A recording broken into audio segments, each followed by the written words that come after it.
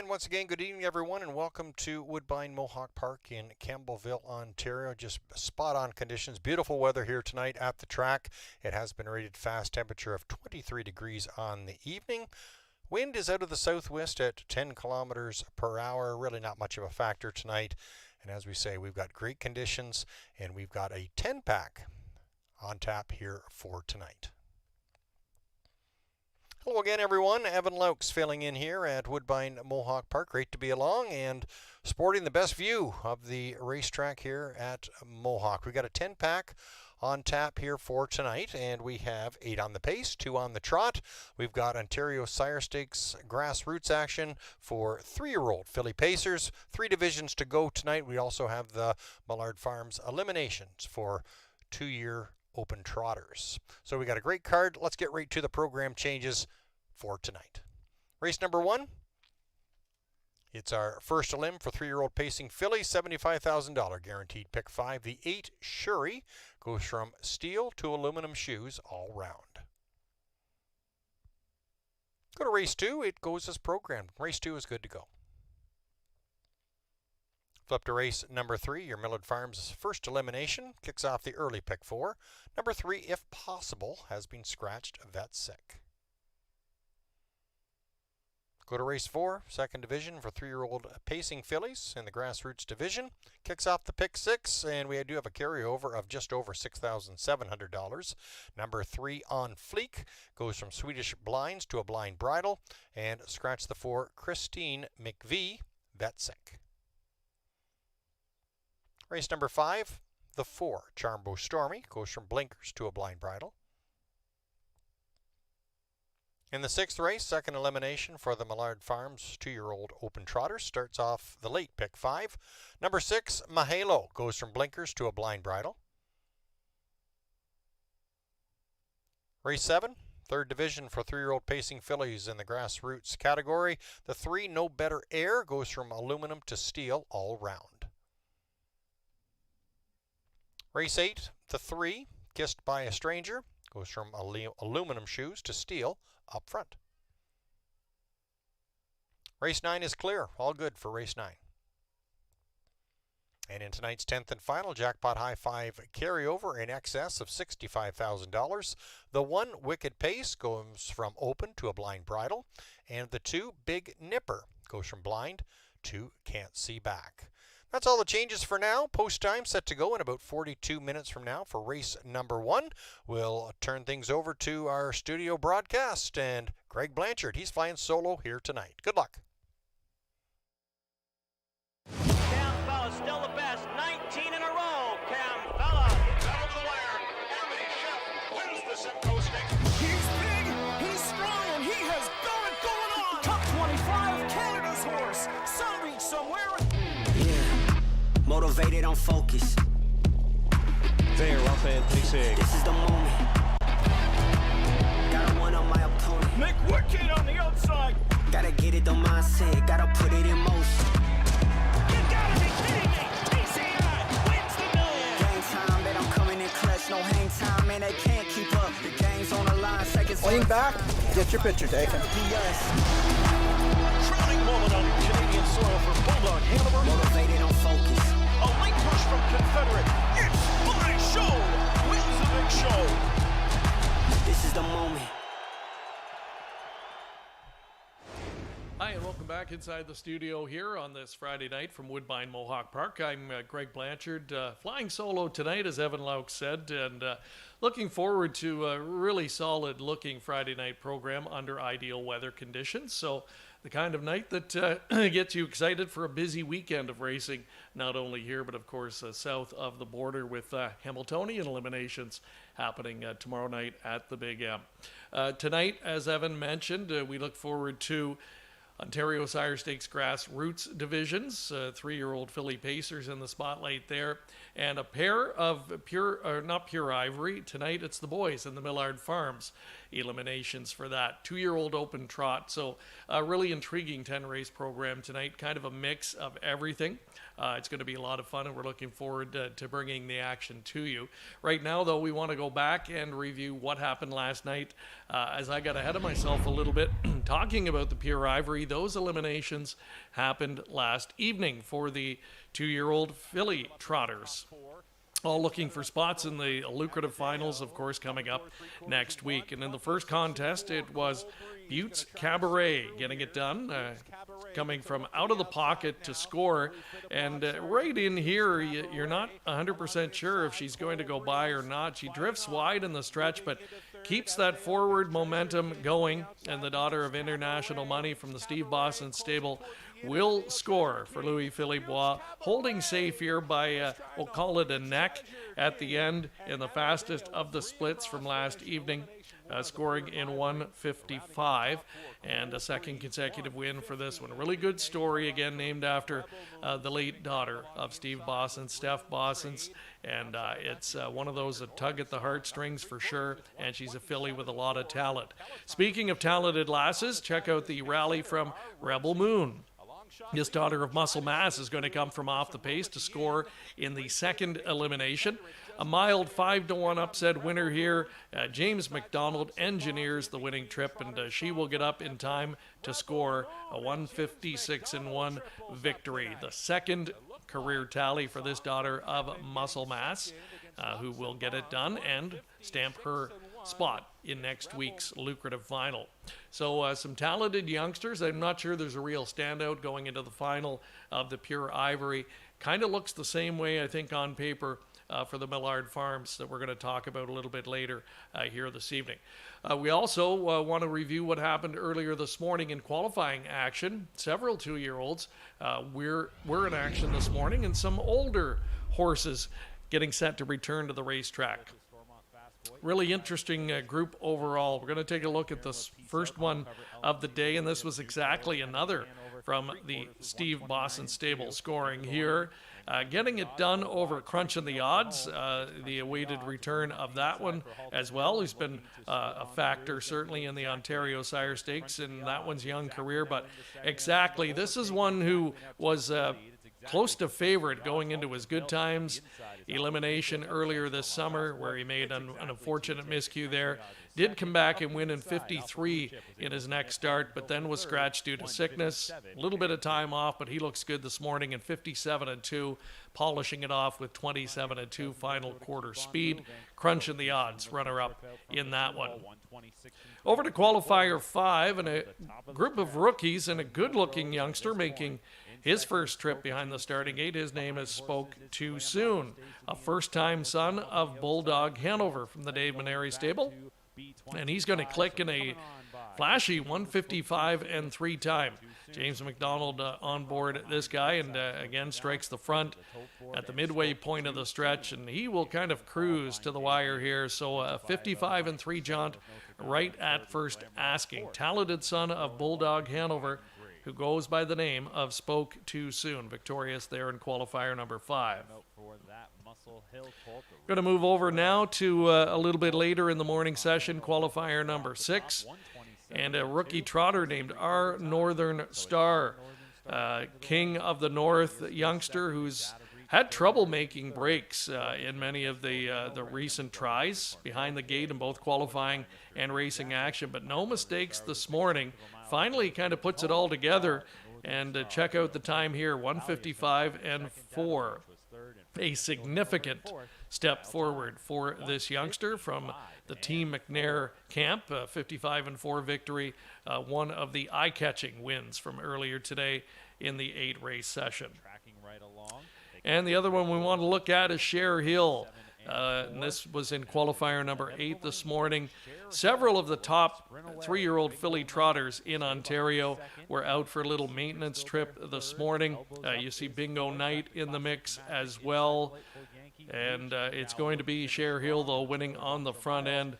Will stop the clock in a sparkling 55 and 1, 27 and 2. Strong final quarter speed from Cher Hill to get it done.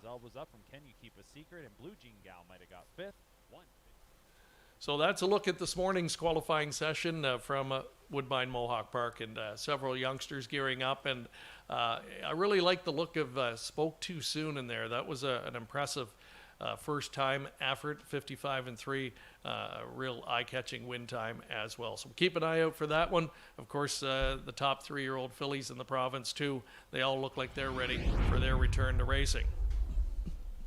All right, we're going to have a look at some stats and standings here before we dive into tonight's action. And relative to what we're going to see tonight in the Millard Farms, again, this is an open trot, so you're seeing horses that are sired by stallions from across North America.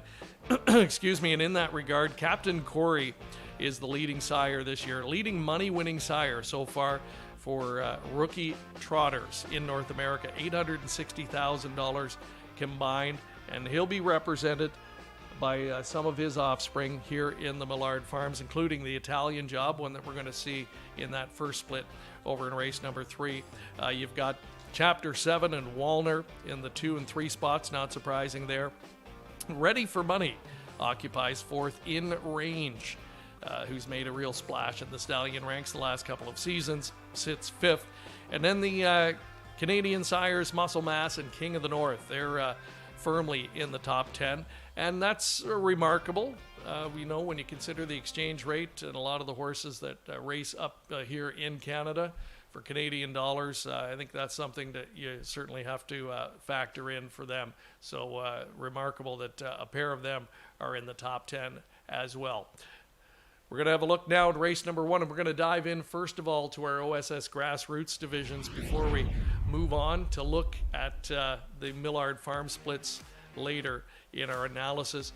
And we're going to see several of our top 5 in the Ontario Sire Stakes in this particular division. I believe all 5 that are leading in the standings this year in this grassroots division will be competing here in the 3 divisions tonight. There's a look at the group that we're going to see in the first, and yes, there they are. Bikini Sealster in what is really a wide open group so far this season, and that's what you like to see. This is a really competitive, talented group of 3-year-old fillies, and these are the grassrooters, and Bikini Sealster leads just narrowly in terms of points over Horse with a Plan.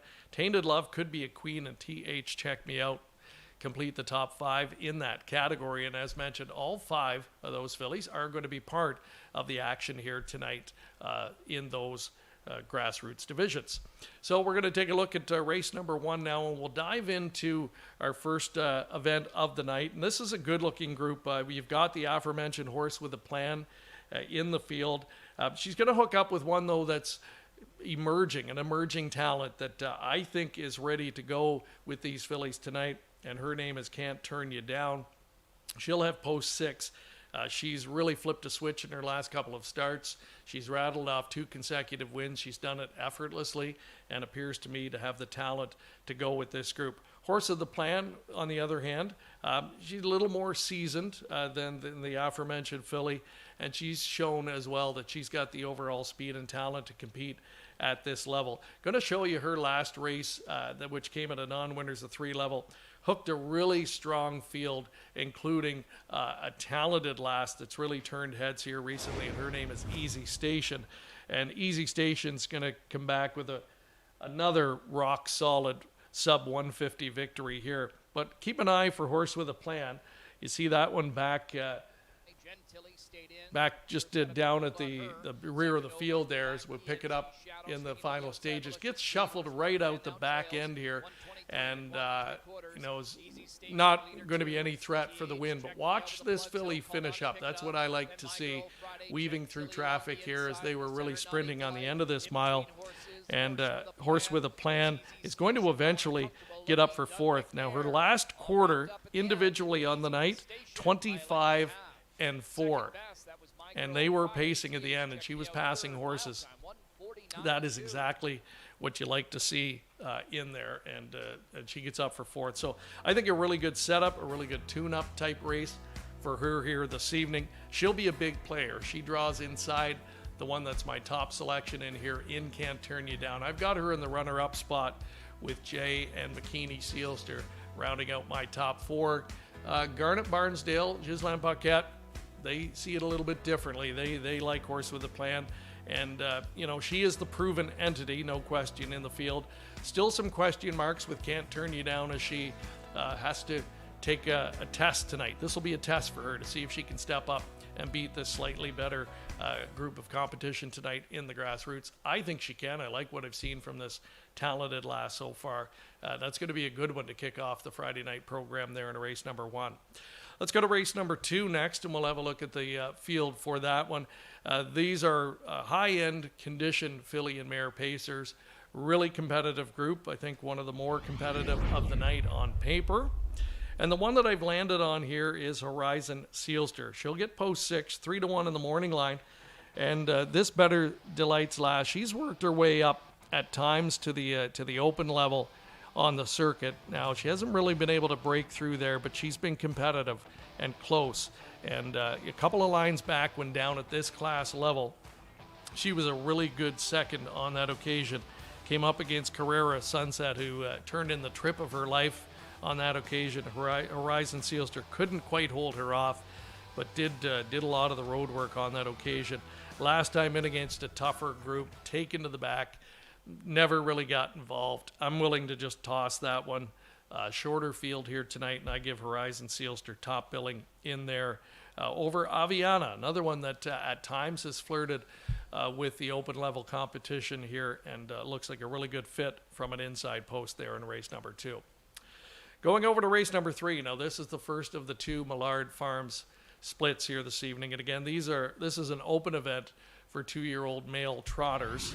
So you're going to get a mix of some horses who've come from the Ontario program, others that are bred from outside the province of Ontario. Note the scratch of number 3 if possible. And the one that I want to focus on is the OSS competitor Detonator Hanover. Highly talented son of Muscle Mass from the Ian Moore stable. Tyler Moore has been doing the driving and has faced some adversity already in the young career so far. Made a break in qualifier number 2, and that day appeared to be cruising to victory, rolled off stride. Came back, good runner-up to Unstable Genius in the first start in that, what was a national seasons record at the time. And then last time out was expected to do some good things in that gold final.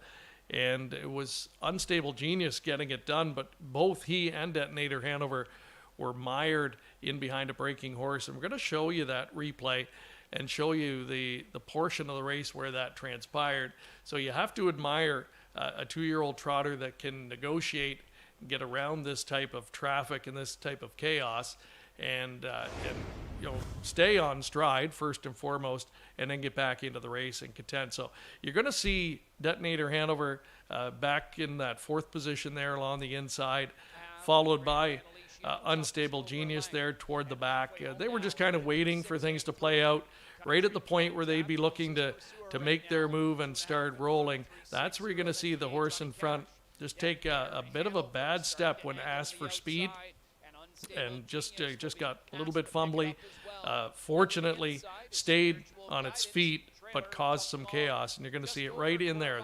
There's where that transpires. So Detonator Hanover, full marks for staying flat when that happened. Just the chaos of that happening again in front of the horse, having to suddenly veer wide, loses several lengths. Unstable Genius in the same boat there, but both did not lose interest, and it would be Unstable Genius now. He took the ground-saving route, able to dive to the inside and go by for the win and bail out the chalk players. Detonator Hanover, he went to the opposite end of the spectrum, way out to the grandstand, but look at the close on this guy, and he is right there about a half a length back when all was said and done.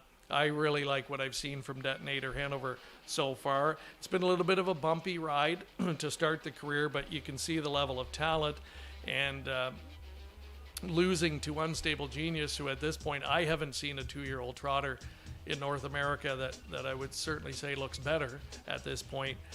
So Detonator Hanover, to be in the mix against him in a couple of starts and facing some adversity too, I think he can get there.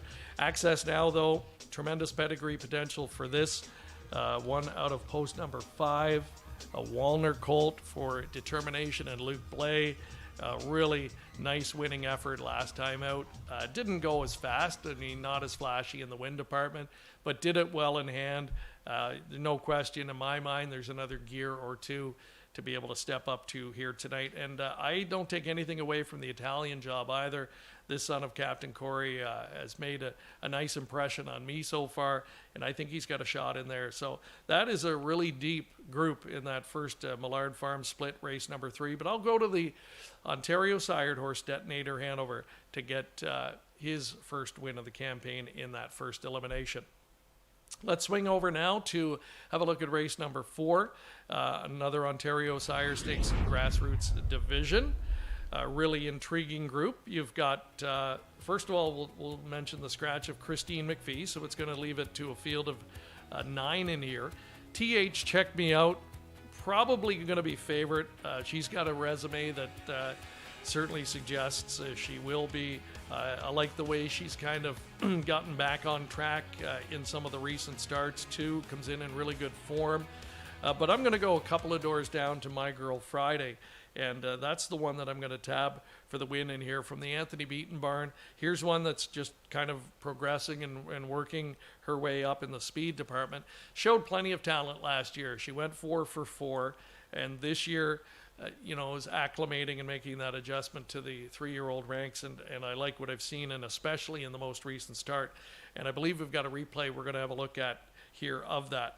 And she was in that same race with Easy Station and was runner-up on that occasion in that 49-mile, the race we showed you earlier with Horse with a Plan, where she finished 4th. My Girl Friday chased this one all the way to the finish and made it really interesting and kept that one honest. So I'm going to go My Girl Friday, and I see it's unanimous. All the handicappers tonight really liked what they saw last time out from this still improving, in my opinion, daughter of sports writer, and gets the benefit of a scratch toward the inside. That'll help her out just a little bit, and that may be all the help she needs over there in race number 4. Turning our attention now to race number 5, another group of conditioned filly and mare pacers. Another excellent betting board. Look at the morning line there. Shows you how competitive this group looks on paper. Likely going to come down to the best trip in here, as it often does, but maybe a race like this more so. So having said that, when you've got James McDonald in the bike, you like your chances in that regard. Tamara Hanover, one that I'm going to focus on in this spot, and got the shuffle all the way to the 10th last time, and did salvage a 4th place finish. Gets the benefit of moving into post number 1 here tonight, and we'll be trying to work out obviously a better trip scenario than last time. We're going to take a look back at that July 24th effort, and again, you're going to be watching for her. By the time they turn for home, has been mired near the back of the field, but is going to do a lot of good work in the final quarter to pick up a good share of it. And there she is, way at the back at this point, making it up to 9th, turning for home, but that's a lot of traffic in front of her to overcome. And there she is now, going to sweep up from the back, not even in the screen at this point in time, and watch for her to close here. Tamara Hanover individually home in 27 seconds, and they were sprinting in the final quarter, a 27 and change final quarter, but she's going to pass a lot of rivals here. Just too much work to do, and was clearly best of the rest. The top 3 got away, and she did what she could do on this occasion. I look for her to be in better striking position here, turning for home, and I'm going to give her the call. And you can see just how wide open the race is. We're going in different directions here. One Last Wish, I like her a lot in here. I've used her in my top 3. I just wonder if post number 9 is going to make it a little bit more difficult for her to get into the race without expending a lot of energy to do so. And Glenborough in the mix on a lot of tickets there as well. She'll get to kind of, I think, work out her trip, which she prefers. Get early position, follow, and then a good kick on the end of the mile. And if things work out, I wouldn't be shocked to even see Glenborough jump up and win in here. But the type of race where, someone outside of the popular top 4, and for most of the cappers here, could jump up and win, and you wouldn't be surprised. So that if you're live going into the final leg of that early pick 5, I think you're going to want some pretty good coverage in that leg. Starting the late pick 5 tonight, we're going to start it off with our second Millard Farms elimination. So again, a relatively new change to the format for both the Pure Ivory and the Millard Farms. It used to be 2 legs and a final. I like this now, eliminations and then a lucrative final. So this is a really nice early test for these youngsters, many of whom are going to have their sights set, hopefully, on Grand Circuit action. Another top OSS competitor in the field, 360. Muscle Mass Gelding, 2-time winner in 4 so far this year, and getting a look at the fastest clockings, and by far 360 has been the fastest with that 54-2 individual effort in finishing second in the most recent Unstable Genius, and that came in that kind of a wacky Gold Series event where 360 really turned in a nice rebound effort, made a rare miscue. In fact, the first time this one had miscued the start prior to that, so Connections would be very happy to see this one bounce back. You're a really solid looking son of Muscle Mass that, if you take that mistake out of the equation, the record looks pretty close to flawless this season. So I look for, again, the Ontario sired horse to be the headliner and the one to beat in that second split. A lot of unknown factors, though. A lot of youngsters that have tremendous pedigree potential, maybe just haven't shown their best yet, but they can improve a lot in a week when it comes to this level and this early in the season. Just go back to this morning's qualifying races and look at what our Northern Star did. Big turnaround effort from that youngster. So I wouldn't be shocked to see one of these 2-year-olds, especially in that second split, step up and really make a big move forward in their young career. Going over now to race number 7, and it's our third and final division of the grassroots leg here tonight for 3-year-old filly pacers. And again, a few here that are in the top 5 in the overall standings, including Tainted Love in this spot from post number 4. 2 doors inside of that one. A Bet's a Bet, though, the one that I'm going to give top billing to in here. She's 4-1. It's a good look as far as the morning line is concerned. I really liked her return engagement off of a qualifier in the most recent start. Third in the qualifier, and then stepped up and made a really threatening move to the eventual winner here on July the 24th. We're going to have a look back at that. And I like the way that the filly did not lose any interest. She kept digging in. The winner that night was Well Meant. It was a horse that I had backed that night, and I frankly thought she'd have it a little bit easier in winning, but A Bet's a Bet certainly threw a scare into me and anyone else that picked the horse she was chasing in that most recent. We're going to have a look at it, pick it up in the final quarter, and the mare rallied from 5th and will chase all the way to the end in here. Madam Panic was the horse that I had used on top, and she got to the front and sort of had things you would think her own way, but watch again the move from A Bet's a Bet. She's second over here. Cover takes her up to a certain point, and when Jody tips her off the back of the one she's following, she kicked in, and I thought she might go by. Madam Panic, though, dug in and raced really well like I thought she would, but this one does not lose interest in giving chase. She has to go around, again, the stalled cover at this point in time, and try and get up and get the W here. And these two will square off over the final 1/8 of a mile. Madam Panic fights her off, but look at the way this filly does not lose another inch of ground. She finishes right up on that saddle pad all the way through the wire.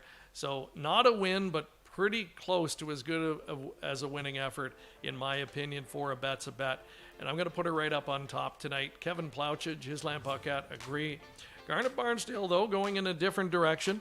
One that I've used on my top 3, he puts McBubbles right up on top in this spot.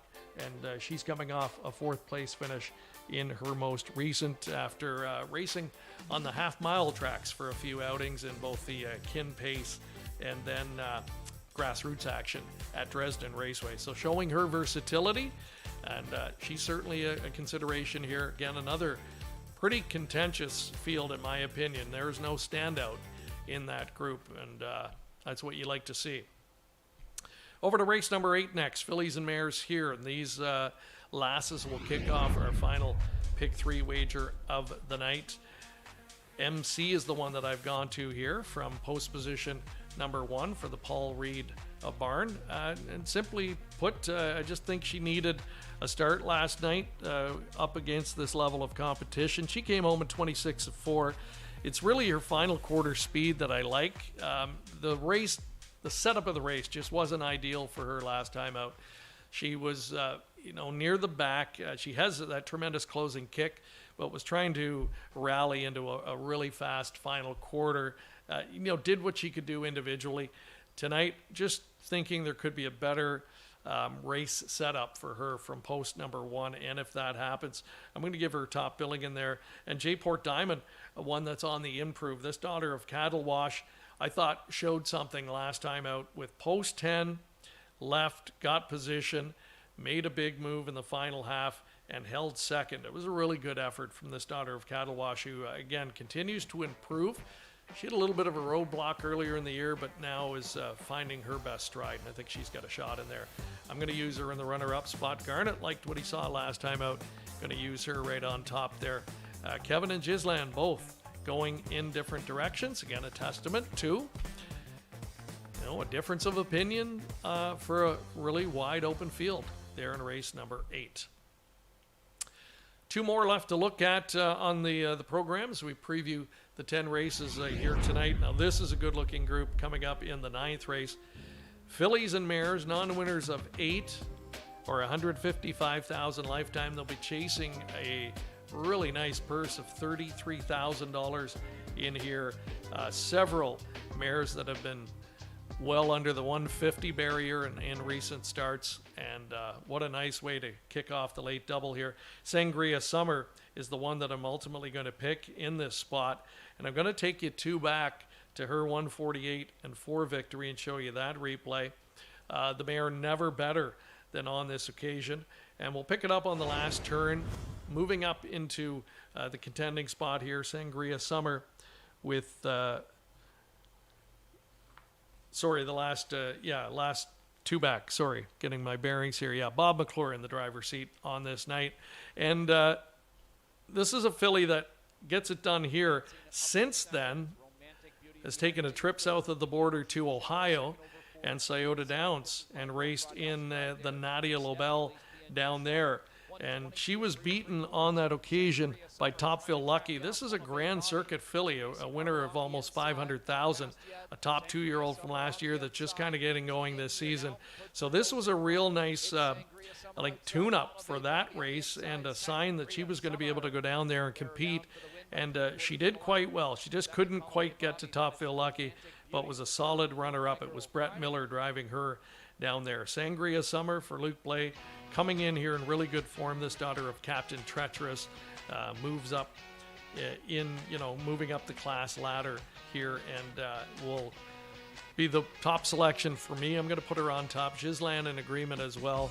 Hard to go against Easy Station. There's not a thing wrong with that daughter of Captain Treacherous either. She's coming off one of the best efforts of her career last time. She's a streaker, a sub 150 winner in her most recent. This is an excellent group. These are ones that if they stick around this circuit, you're going to see in the open ranks in the next year or two. I don't have any doubt about that. And they're Grand Circuit type fillies that will square off in this overnight contest as well. So excellent group, maybe the best overall race of the night on paper, and I'll give Sangria Summer top billing in there. Want to have a look at our finale, race number 10 next. The jackpot high five, $65,000 in carryover money going into that. Your morning line favorite in here is Dixie Dream from the Harry Polton stable, James McDonald driving. Just a one-time winner in 17 this year. So I'm going to go in a different direction here as far as my top pick. Madam X is the one that I like in this spot. A 7-time winner this year. She's been struggling of late. Her form just hasn't been as good as we've seen it in the past. So I'm hoping Class Relief pays dividends for her tonight. Post 5, good starting spot to work with here. Madam X, if she's ever going to bounce back and get off the schneid, I think it can be here tonight. This is a good spot for her, in my opinion. It's not going to be a gimme, though. Some other talented rivals in here, including Wicked Pace, the McWicked mare, who's been just a real top producing type on this circuit. She'll be dangerous at the level. I've got her in my top 3.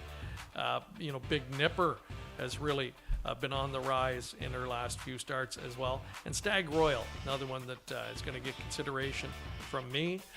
I like the post position here. Just couldn't pick her higher, though. That 0 for 13 record kind of jumping out a little bit. And that was my hesitancy in moving her up a little bit higher in that regard. But we're going to give her top 4 consideration nonetheless. All right, we'll look at some ticket ideas now. A couple of pick 5 opportunities. Again, the early pick 5 tonight. $75,000 guaranteed pool. Really good looking sequence in the early one this evening. And I'm gonna put all my eggs in the basket of Can't Turn You Down. I had her last time out. I singled her. She delivered and did not disappoint. I know this is definitely a tougher assignment. Horse with a Plan appears to be the one that she's got to beat in here. So I'm going to, take a stand, and if Can't Turn You Down can get it done, it will be a nice way to start the pick 5 sequence. So we'll try her right off the top as a single here. Race 2, competitive field. We outlined it in the preview. So I'm going to go 4 deep there. Madrid, along with Aviana, Seclusion, Horizon, Sealster, all make the ticket. Over in the 3rd, I'll go to Detonator Hanover. A little bit hard luck so far in his career, but I think he puts it together tonight and can win. But I can't not use Access Now. This one with so much pedigree potential. I think he's got a bright future, and I know he's likely got a second or 2 in the tank tonight if he needs it in order to win in that split. The Italian Job, I've left him off. It scares me. He's the one that scares me in that leg. I really like this horse, but just to keep the ticket to a reasonable cost, we've left him off. Race number 4, going to go 2 deep in that one. The 6, TH Check Me Out, proven against these types. She'll be the likely favorite in there, but I like My Girl Friday and what I've seen from her, especially that most recent start. And then we're going 3 deep in the 5th. They're going to use Tamara Hanover, my top pick in there, throwing in Glenborough and One Last Wish, both proven entities at the level as well.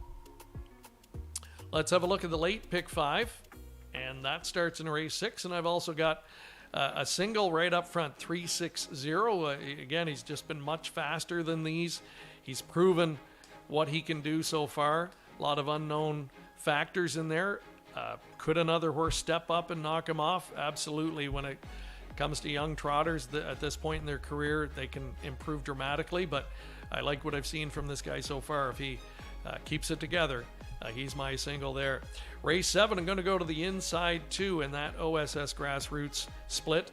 Annie's Diva and A Bet's a Bet. A Bet is my top pick. Annie's Diva, though, an improving daughter of Cattle Wash. Just seems like she's getting better all the time. Going to use her on the ticket as well.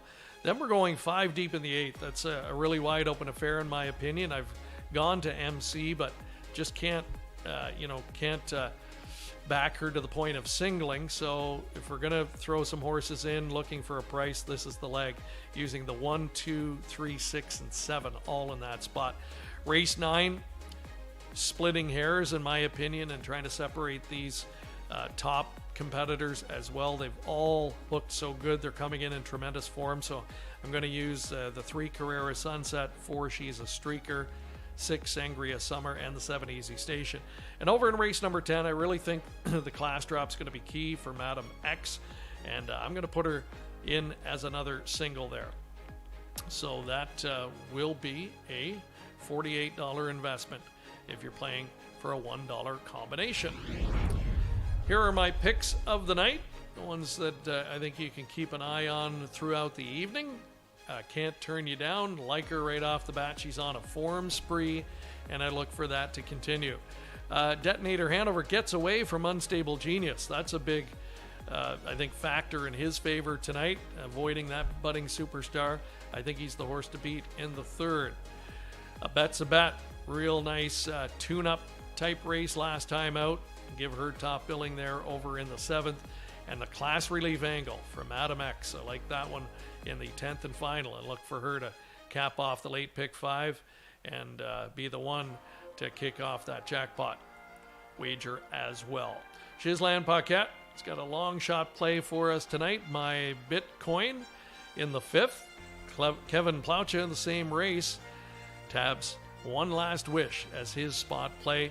And Garnet Barnsdale, he's on the Madam X train as well, and he's made her his best bet of the night. Garnet, I hope you're right.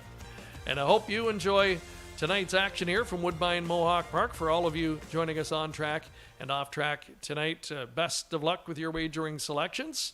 Going to be a lot of fun. We'll take a break, and we'll be back to meet the field for the opener next. This summer, experience the thrill of Canada's biggest race day, the King's Plate, Canada's most prestigious horse racing event, where elegance meets excitement and tradition meets celebration. Tickets on sale now at kingsplate.com. Winback Farm graduates are born to compete and raised to win and have made over $480 million and have won over 50,000 times. Yearlings for sale in Goshen, Ohio, Lexington, London, and Harrisburg. Featuring first crop yearlings sired by Meadowlands Pace winner Beach Glass, Adios Pace winner Cannibal, O'Brien Award winner Lawless Shadow, multiple O'Brien Award winner Tattoo Artist, and Dan Patch Award winner Volume 8. Yearlings eligible for multiple racing jurisdictions. For more information, visit winbackfarm.com. If whiskey could talk, Johnny Walker Black Label is sing with notes of sweet, smooth coffee, rich fruit, and a touch of smoke. Tastes as good as it sounds.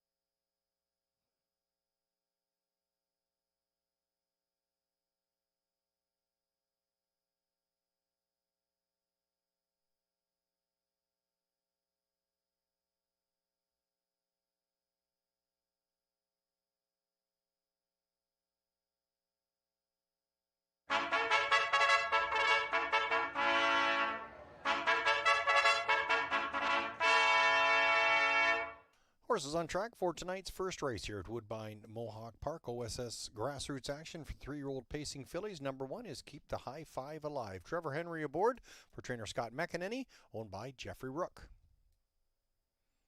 Number 2 is Naughty Delight. Jonathan Drury gets the call for owner-trainer Tony Beaton. Tony shares ownership with David Mercer and Timothy Hayes.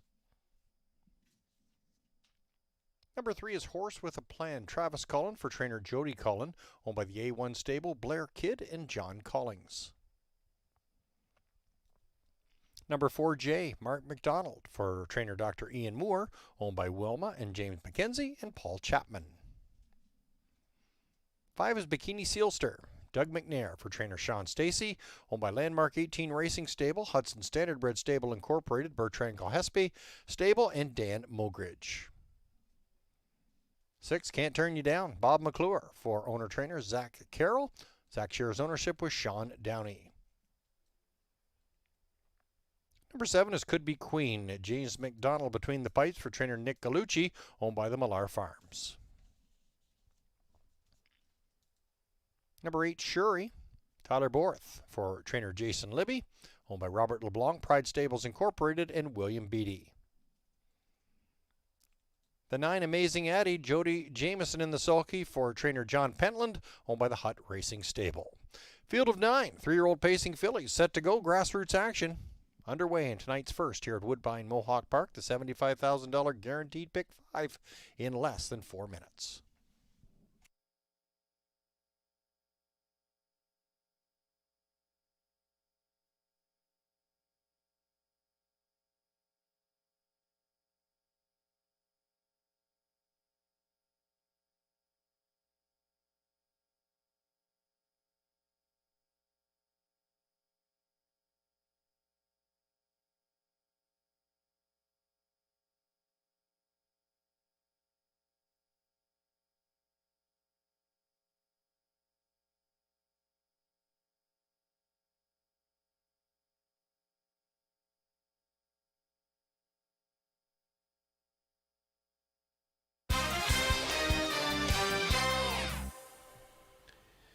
Getting ready to kick off the Friday night program here at Woodbine Mohawk Park. We're going to do it in style with an OSS Grassroots Division talented group of 3-year-old filly pacers are going to butt heads here. And there's the 7-5 favorite.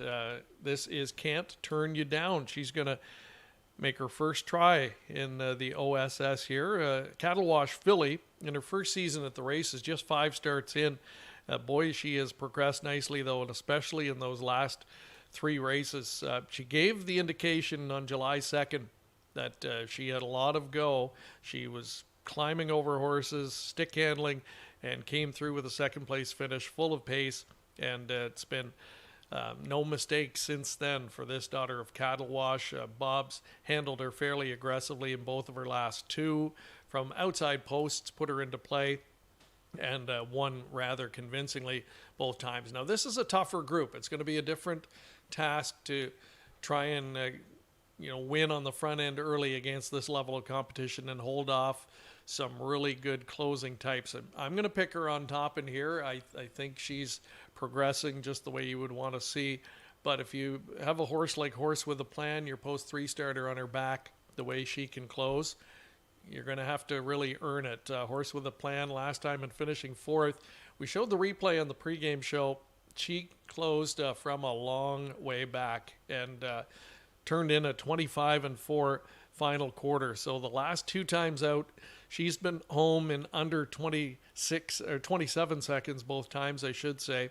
But just wasn't quite in striking position and coming up against some real monster-looking fillies. So Horse with a Plan here in the Grassroots Division looks like a real serious player in here. Not much to choose, in my opinion, between the top pair, and it's going to be a question, is Can't Turn You Down up to this level of competition at this point in her career? Jay, on the other hand, a little bit of adversity. Just hasn't been able to put it together so far this season in 5 starts. She was a player last year in the OSS, but I like the fact since the vet scratched lame, she got a good race under her belt and then was much better last time out. 27 seconds on the end. That was the most pop we've seen from her in a while. And hopefully for the connections, a sign that she's ready to get back to her winning ways. I did see Wilma and James McKenzie out in the paddock. Wonderful owners in the sport, and they'll be looking for a big effort tonight from her. Another one that you have to give consideration to, and here's Bikini Sealster, your post 5 starter. She's in the top 5 in the standings of this grassroots division, this daughter of Bulldog Hanover. A winner 2-back at Dresden, showing her versatility on the smaller track, and a good rallying 3rd in her most recent in a 1:50.3 mile. Bikini Sealster, big player, might be the best price on the board in my opinion right now at odds of 6-1.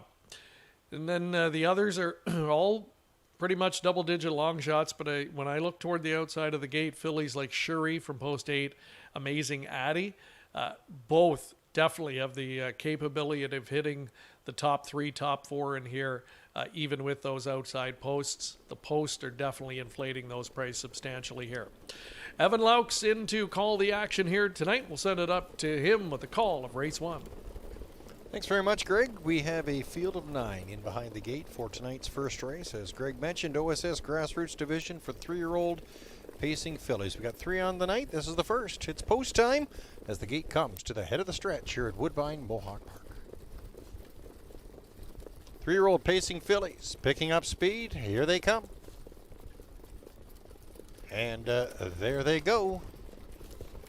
And they're off and pacing, and a nice beginning. Could Be Queen out from the 7 hole, quickly shooting to the front. Horse with a Plan is a second away, can't turn you down, out and will push on to Drive On. Jay sets up in the top 4, and a top 5 start there for Bikini Sealster as the field races towards that opening quarter-mile mark. Can't Turn You Down will now get to the front and clear at the opening quarter. 26-1.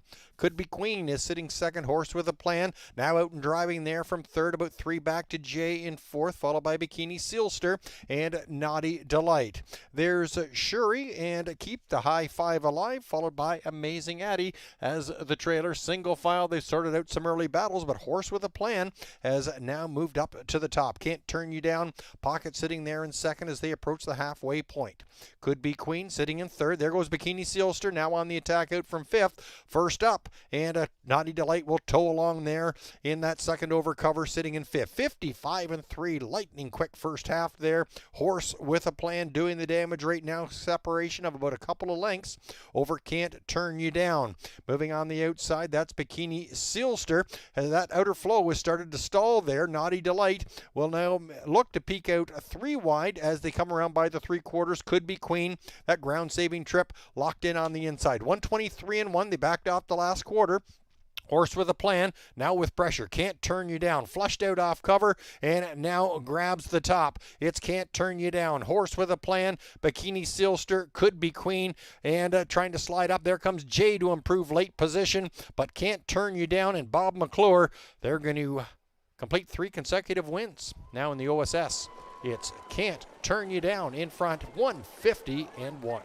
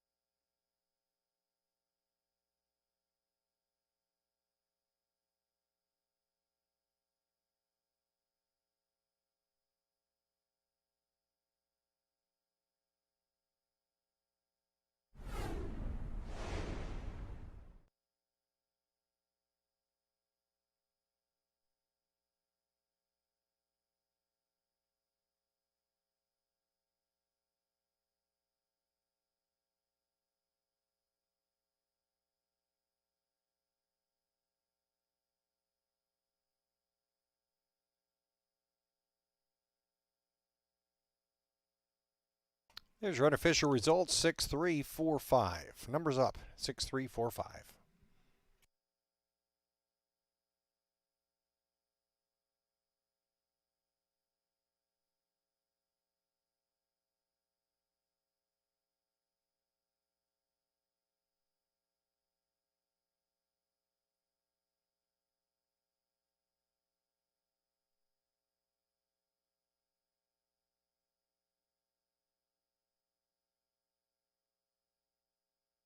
Here comes your winner of tonight's first race, OSS Grassroots for 3-year-old pacing fillies. It's the 6, Can't Turn You Down. The 4-5 favorite, doesn't disappoint. 3-year-old filly by Cattle Wash out of the Big Jim mare, Amulet Sealster. Bred by Zach Carroll, co-owned by Zach Carroll and Sean Downey. Zach Carroll trains, Bob McClure captaining the win. Can't Turn You Down, reeling off 3 consecutive victories all here at Woodbine Mohawk Park tonight. A new lifetime of 150-1. Can't Turn You Down, your winner.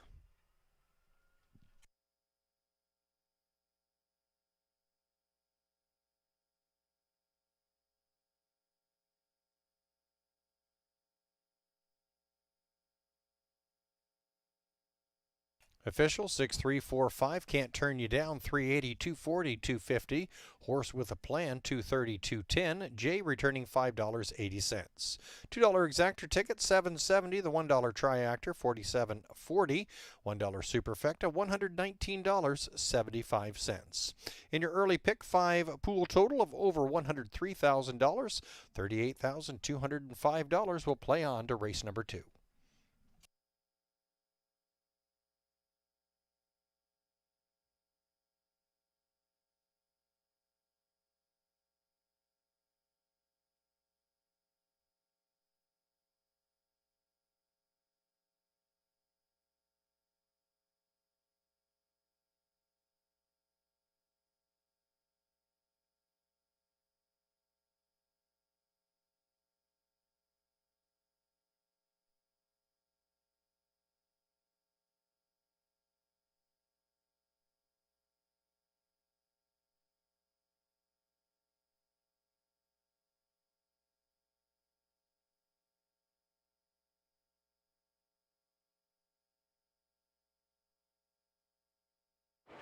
Pacing fillies picking up speed. Here they come. And there they go. And they're off and pacing. And a nice beginning. Could Be Queen out from the 7-hole, quickly shooting to the front. Horse with a Plan is a second away. Can't Turn You Down out and will push on to Drive On. Jay sets up in the top 4 and a top 5 start there for Bikini Sealster as the field races towards that opening quarter-mile mark. Can't Turn You Down will now get to the front and clear at the opening quarter, 26-1. Could Be Queen is sitting second. Horse with a Plan now out and driving there from third, about 3 back to Jay in fourth, followed by Bikini Sealster and Naughty Delight. There's Shuri and Keep the High 5 Alive, followed by Amazing Addie as the trailer. Single file, they've started out some early battles, but Horse with a Plan has now moved up to the top. Can't Turn You Down, Pocket sitting there in second as they approach the halfway point. Could Be Queen sitting in third. There goes Bikini Sealster now on the attack out from fifth. First up, and Naughty Delight will tow along there in that second over cover sitting in fifth. 55-3, lightning quick first half there. Horse with a Plan doing the damage right now. Separation of about a couple of lengths over Can't Turn You Down. Moving on the outside, that's Bikini Sealster. And that outer flow has started to stall there. Naughty Delight will now look to peek out 3 wide as they come around by the 3/4. Could Be Queen, that ground-saving trip locked in on the inside. 123-1, they backed off the last quarter. Horse with a Plan, now with pressure. Can't Turn You Down, flushed out off cover, and now grabs the top. It's Can't Turn You Down. Horse with a Plan, Bikini Sealster, Could Be Queen, and trying to slide up. There comes Jay to improve late position, but Can't Turn You Down and Bob McClure, they're going to complete 3 consecutive wins. Now in the OSS, it's Can't Turn You Down in front, 150-1. Order of finish on the first race. Keep the High Five Alive was 9th. Naughty Delight 8th. Horse with a Plan was 2nd. Jay was 3rd. Bikini Silster 4th. Can't Turn You Down, your winner. Could Be Queen finishing 7th. Shuri was 5th. And Amazing Addie 6th. Can't Turn You Down, winner in a new lifetime mark of 150-1 in your OSS Grassroots First Division of the evening for 3-year-old pacing fillies. Race 2 goes as programmed. No changes in the second.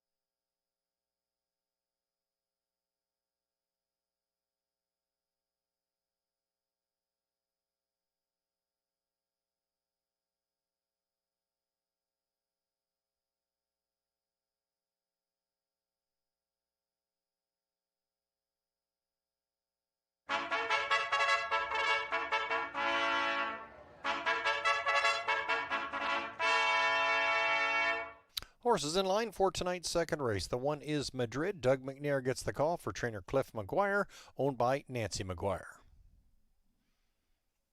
2 is Aviana. Mark McDonald between the pipes for trainer Paul McDonnell, owned by Haley Curry and Carol Campbell. The 4 is Faded Fire. Dale Thiessen for trainer Pam Forgy, owned by Mindy Fiendling Repco.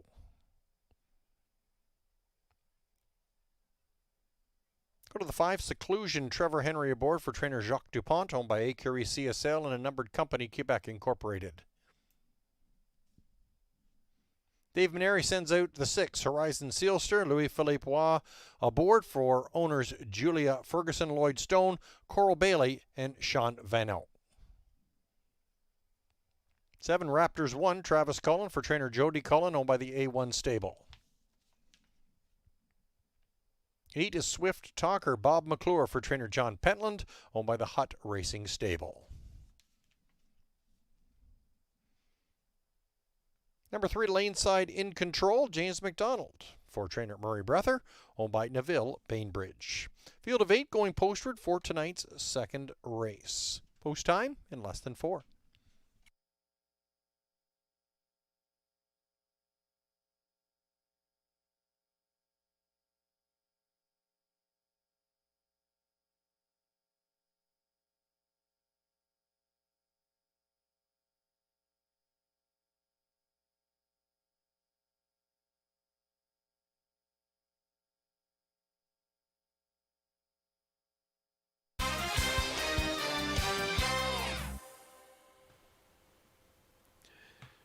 Coming up to race number 2 on the heels of a first grassroots division of the night where Can't Turn You Down delivered as favorite. Another lifetime best performance, and the beat goes on for her. So that gets us started tonight in the early pick 5 ticket. She was the single on my ticket there, and in here I've gone to Horizon Sealster as my top pick. She's 3-2 and favored right now. Gets down to a level where she's obviously a really good fit. Now, she was here 2 back and did the road work. She was handled aggressively. She was favored on that occasion, and despite the fact she was beat, I mean, it wasn't really a disappointing effort. It took a 48-1 victory from Carrera Sunset on that night to knock her off. So she'd raced quite well in finishing second, just missed and dug in right to the wire, which I like to see. She didn't go down without a big-time fight on that occasion. Back up in class last time out, getting away 8th. You're not going to close much into another 48 miles, so this will be a spot where I would expect to see her put back into play here. Louis-Philippe Bois back on board from post 6. So favorite, 6-5. Wouldn't want to see her much lower than that because there are others that are capable of certainly pressing her in here. Aviana at 9-2. The number 2 is the one that I've used in the backup spot. She's putting together a nice 5-year-old season overall. A little bit lighter in the win column than I would have expected, to be honest. The way she was progressing earlier in the year, but I thought she was really good 2 back in finishing runner-up to Absolution, who's one of the top mares on the circuit. Good runner-up effort there from post 7. Another one that last time out was victim of a tough post position. And, you're last in a 49 mile. It's tough to win, but it's a race that's going to set her up well for tonight. Shorter field and an inside post. Mark McDonald will get a chance to put her into the race and be more of a factor this time around. She's got the back class to certainly win here. Number 1, Madrid. You can't discount this one as well. Ultra consistent. Another one that's a little bit light in the win column. And when you get to this level, that can be the difference. That last 16th of a mile with these real good, high quality mares like this, that's where the races are often won and lost. And horses that, only have 2 or 3 wins under their belt with a lot of starts, that's generally what it is. It's that last little bit. They're in the hunt. They get a good piece of the pie most weeks, but they just maybe don't have that killer instinct at the end. Not putting Madrid certainly in that category, but she's had chances to win, hasn't quite been able to get there sometimes. But you only go 4 lines down, and she did stop the clock in 49-2. So she's got the quality to win here. If Doug can work out the right trip scenario. Not really much to choose, in my opinion, between the top 3. The one outside the top 3 that I'd put in for consideration is Seclusion. She's 16-1 here for trainer Jacques Dupont. It's got a nice barn.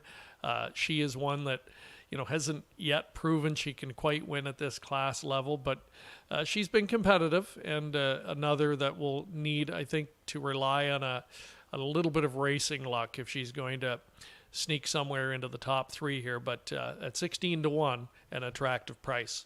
Another good-looking quality group going to the post here, race number 2, holding his favorite, number 6, Horizon Sealster, at 7-5. Back up to Evan Laux with the call. Got a field of 8 now lining up to the gate for tonight's second race. Second leg of that early pick 5. As Greg mentioned, the 6 Horizon Sealster. 6-5 favorite right now. Second choice on the board goes to the rail horse, Madrid, at 5-2. Good group here. In behind the gate. It's post time for race number 2 here at Woodbine Mohawk Park. Horses for the second race picking up speed. Here they come. And there they go. And they're off and pacing and sharp off the gate. That's the 5, Seclusion, quickly accelerating to grab the front. On the inside, that's Madrid and Aviana, followed by Horizon Sealster racing in 4th. In 5th, that's Laneside In Control, Faded Fire, followed by Raptors 1 and Swift Talker. An early battle up front as Madrid wants to play early and grabs the lead of that opening quarter for Doug McNair. Madrid, 26 second first fraction. Seclusion is a couple further back, racing in 2nd. Aviana is tracking 3rd, 3 further back to Horizon Sealster, followed by Laneside In Control, and Faded Fire is off to speed in 6th. They're by the 3/8 with Raptors 1 and Swift Talker studying them from the back of the pack. Madrid shows the way towards the halfway point. Seclusion is right there on the helmet, sitting in 2nd. Aviana tracking in 3rd. Horizon Sealster 4th, a half of 54-1. Lightning quick half there. Madrid sets the pace as the field moves into the far turn. Seclusion yet to make a move yet, but first up, here comes Horizon Sealster and Louis Philippe Roy. They're on the move now at a 4th, now 3rd, just a length and a half back of the front runner Madrid. Seclusion, Horizon Sealster on the outside. Aviana tracking in on the inside in 4th. Second over cover there now for Faded Fire in 5th, and Laneside In Control. Raptors 1 and Swift Talker 122-1. They come for home. Madrid leading the charge by a couple of lengths now in pursuit. Here comes Horizon Sealster trying to get up to the wheel. On the inside, that's Seclusion and Laneside In Control, followed by Faded Fire still wanting to play. Horizon Sealster doing a lot of work. Madrid still holding the distance. Madrid gets it done for Doug McNair. It's Madrid in front. Second was Horizon Sealster. Looks like a photo for the show spot. A very brisk 149-2.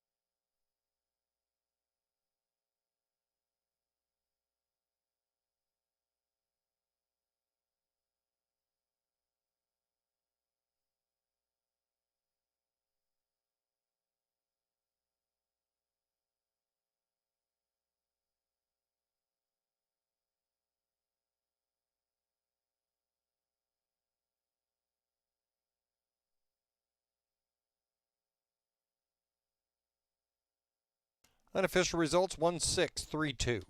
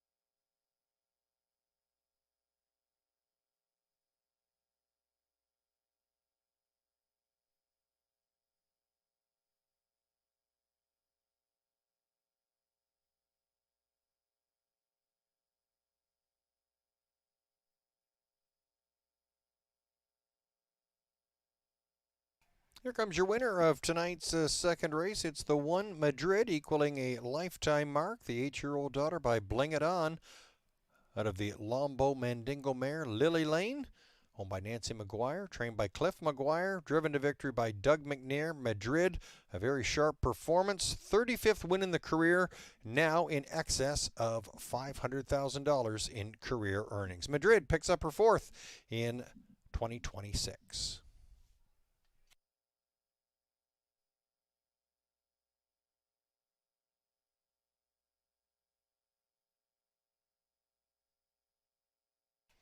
Madrid returned 480, 260, 240. Horizon Sealster 250, 230. Laneside in control 10-10 to show.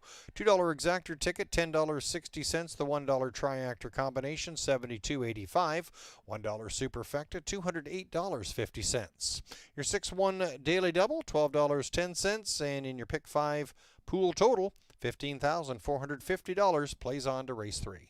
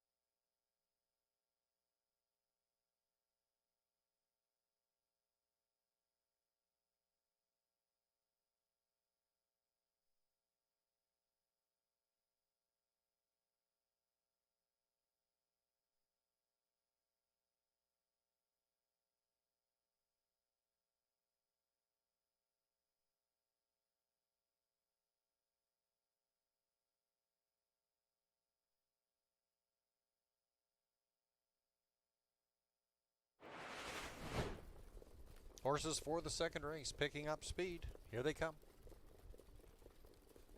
And there they go. And they're off and pacing and sharp off the gate. That's the 5 Seclusion, quickly accelerating to grab the front.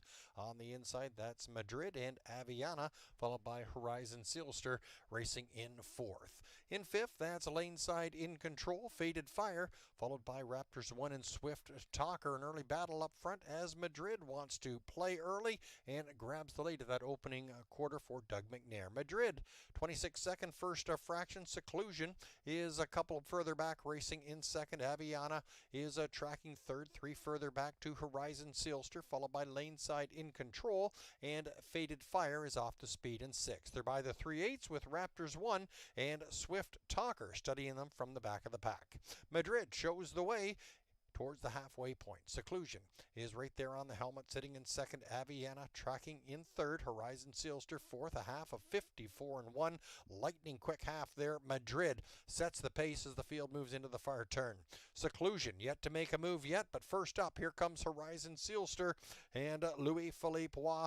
They're on the move now at a fourth, now third, just a length and a half back of the front runner Madrid. Seclusion, Horizon Sealster on the outside. Aviana tracking in on the inside in fourth. Second over cover there now for Faded Fire in fifth, and Laneside in control. Raptors 1 and Swift Talker 122-1. They come for home. Madrid leading the charge by a couple of lengths now in pursuit. Here comes Horizon Sealster trying to get up to the wheel. On the inside, that's Seclusion and Laneside in control, followed by Faded Fire still wanting to play. Horizon Sealster doing a lot of work. Madrid still holding the distance. Madrid gets it done for Doug McNair. It's Madrid in front. Second was Horizon Sealster. Looks like a photo for the show spot. A very brisk 149-2. Order up for the second. Madrid your winner. Aviana fourth. Laneside in control third. Faded Fire was fifth. Seclusion eighth. Horizon Sealster was second. Raptors 1 6th, and Swift Talker finishing seventh. Your winner, Madrid, equaling a lifetime mark of 149-2. 35th win in the career, and now over $500,000 in lifetime earnings. Looking ahead to race 3, it's the Millard Farms Elimination number 1. Start of the early pick 4. Scratch the 3 if possible. 3 is out in the upcoming third.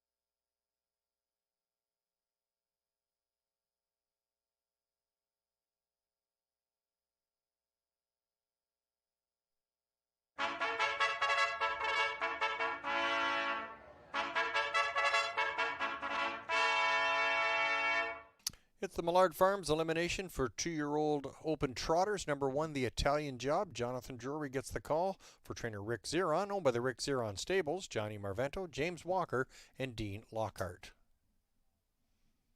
Number 2, Dan's Card. Tyler Borth for owner-trainer Ben Bayarjan. Ben shares ownership with Santo and Nunzio Vena.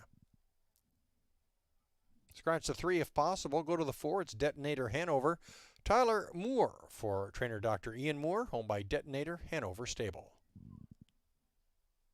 5 is Access Now. Bob McClure for trainer Luke Blay, owned by Determination. Number 6, Tempson. Trevor Henry, trained by Shannon Henry, owned by the Trevor Henry Stables, and Alvin Fry. 7 is Maximum Pressure. Tyler Jones aboard for Dustin Jones and the Dustin Jones Stables, eBear Horses Incorporated, and Golden Bear Racing. Got 6 going posted for tonight's third race. It's the Millard Farms elimination for 2-year-old open trotters. Post time set to go in less than 5 minutes.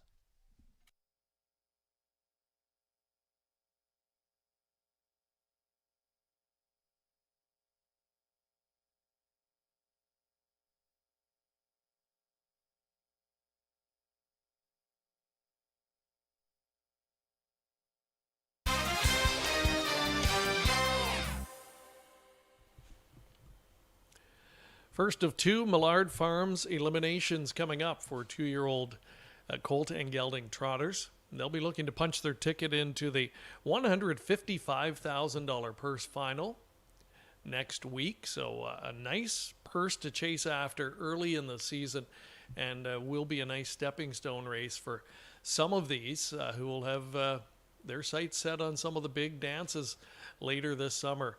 Including maybe even the Mohawk Million here at Woodbine Mohawk Park. Who knows? I think there's the potential with some of these to get to that kind of a level, including this guy. He looks like he's going to be a force, certainly in the provincial program, and I think he's got the potential to be Grand Circuit type as well. His name is Detonator Hanover, the son of Muscle Mass on screen there for Dr. Ian Moore, son Tyler doing the driving. We showed you that most recent gold effort where he was beaten again by Unstable Genius, but the trip scenario just didn't work out. It didn't really work out for either of them. Unstable Genius took the inside route in the stretch after getting around the traffic trouble on the final turn. Detonator Hanover on the other side, he went widest of all and really was doing his best trotting right at the wire. So I like the way he handled that adversity and finished up with the strongest last quarter we've seen in his young career. And boy, he looks like the sky's the limit potentially for this guy. Detonator Hanover, good pedigree potential in the family. He's got a brother named Discus Hanover, who's already banked $450,000, a 61-time career winner. So he's got the makings of a good one. He's the one that I go to. He's at 4 to 5. I don't think he's a slam dunk, though. I mean, we just don't know enough about some of these other horses. What we do know with number 5 Access Now is he's got an incredible pedigree himself. The son of Wallner, a brother, of course, to older stablemate Private Access, closing in on $800,000 in earnings. We'll see him this Sunday night, in fact, racing against the best older trotters in Canada in the open trot. So the second start, really nice step forward for this guy, a really handy win. He did it, I think, with a little bit left in the tank, but 27-2 on the end was impressive. And I think, you know, almost equally as impressive was the Italian Job, who was chasing him and fell just a half length short at the finish. This guy will have post 1 this time. Jonathan Drury back in the driver's seat for veteran trainer Rick Zeron, who shares ownership of this guy. We mentioned earlier, son of Captain Corey. He's the leading sire of 2-year-olds by earnings in North America this year. And the Italian Job just looks very professional to me. We've seen him now in a couple of baby races, and then in the 2 pari-mutuel starts has looked excellent both times, 5-2. So slight third choice in the wagering, definitely capable of winning in my estimation with the right kind of a trip. And on the pregame show, didn't talk enough about Dan's card. That's the other one that's 8-1, but I think a lot better than an 8-1 odds estimation would indicate.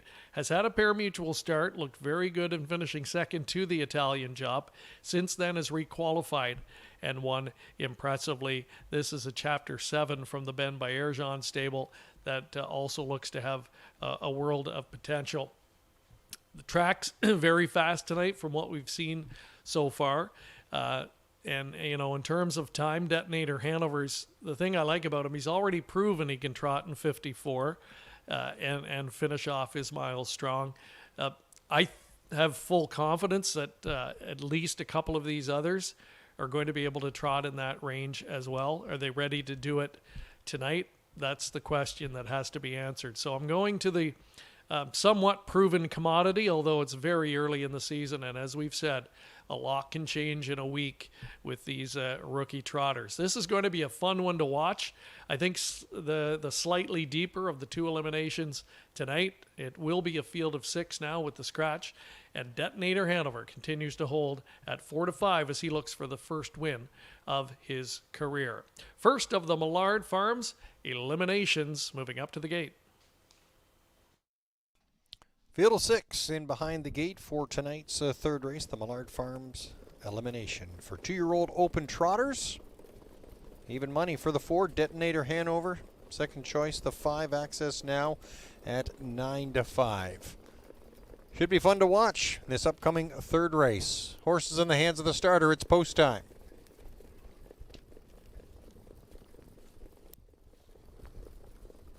Field of 6 in the Millard Farms elimination for 2-year-old open trotters. They're on the gate picking up speed, and here they come.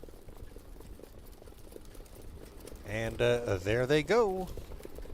And the Millard Farms elimination for 2-year-old open trotters underway, and Access Now quickly surging to the front to grab that early lead.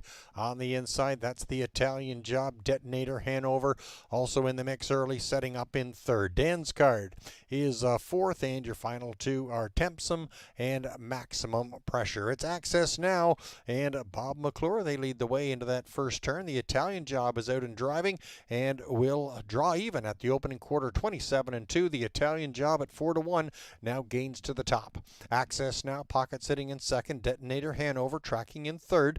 Racing in fourth, that's a Dan's card. About 5 lengths further back to Tempson and Maximum Pressure. There goes Detonator Hanover out from third, now second, trying to track down the Italian Job. Those 2 horses battling, but Detonator Hanover wins that early battle as they reach up to the halfway point. It's Detonator Hanover, the Italian Job, and Access Now, 56-3. Quick first half put up by Detonator Hanover. At 6-5, leading the way, the Italian Job sitting in second. Access Now, slight favorite, now pulls out from third and now is charging up the outside to close in on the front runner, Detonator Hanover. And Access Now, the 6-5 co-favorites, are going to hook up for a duel as they wheel their way towards the 3/4. The Italian Job followed by Dan's card, and your final 2, Tempsum and Maximum Pressure, 125-2, and they swing for home. And Detonator Hanover, that ground saving trip, has the slight advantage. Access Now on the outside, trying to close, get up to the wheel, trying to do a little blind switch there. It's Detonator Hanover. Access Now, Dan's card is trying to close quickly, but Detonator Hanover and Tyler Moore have this one now under wraps. They're opening up by about 2.5 to 3. Detonator Hanover getting his first career win. Access Now followed by Dan's card, 153-4.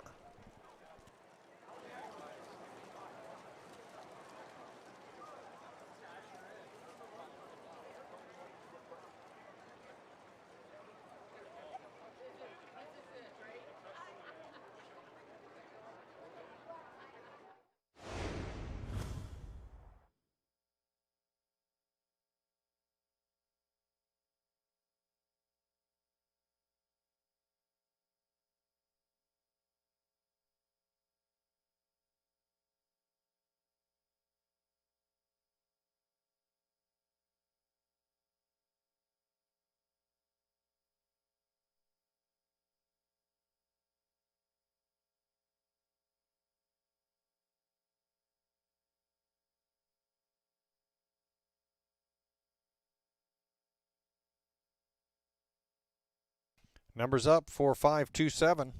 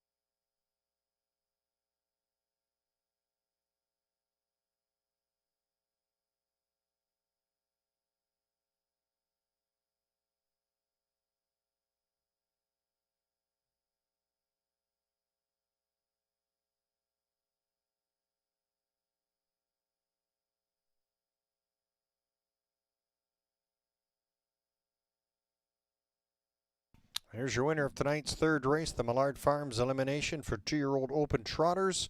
Goes to the 4, Detonator Hanover, impressive in his first win.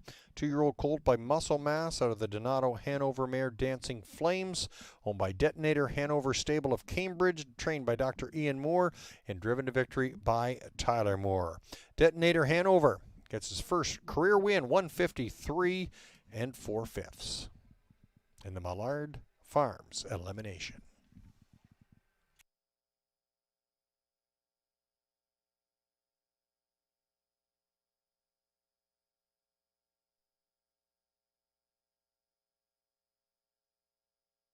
Detonator Hanover returning 470, 240, 220. Access now 250, 210. Dan's card 260. $2 exactor ticket $10.40. The $1 try $14.50. $1 superfecta $74.90. Your 1-4 double $13.10, and the $1 pick 3 $11.95. In your pick 4 pool, a total of just under $29,500. $12,184 remains live, and in your early pick 5 pool, $5,959 still on the table.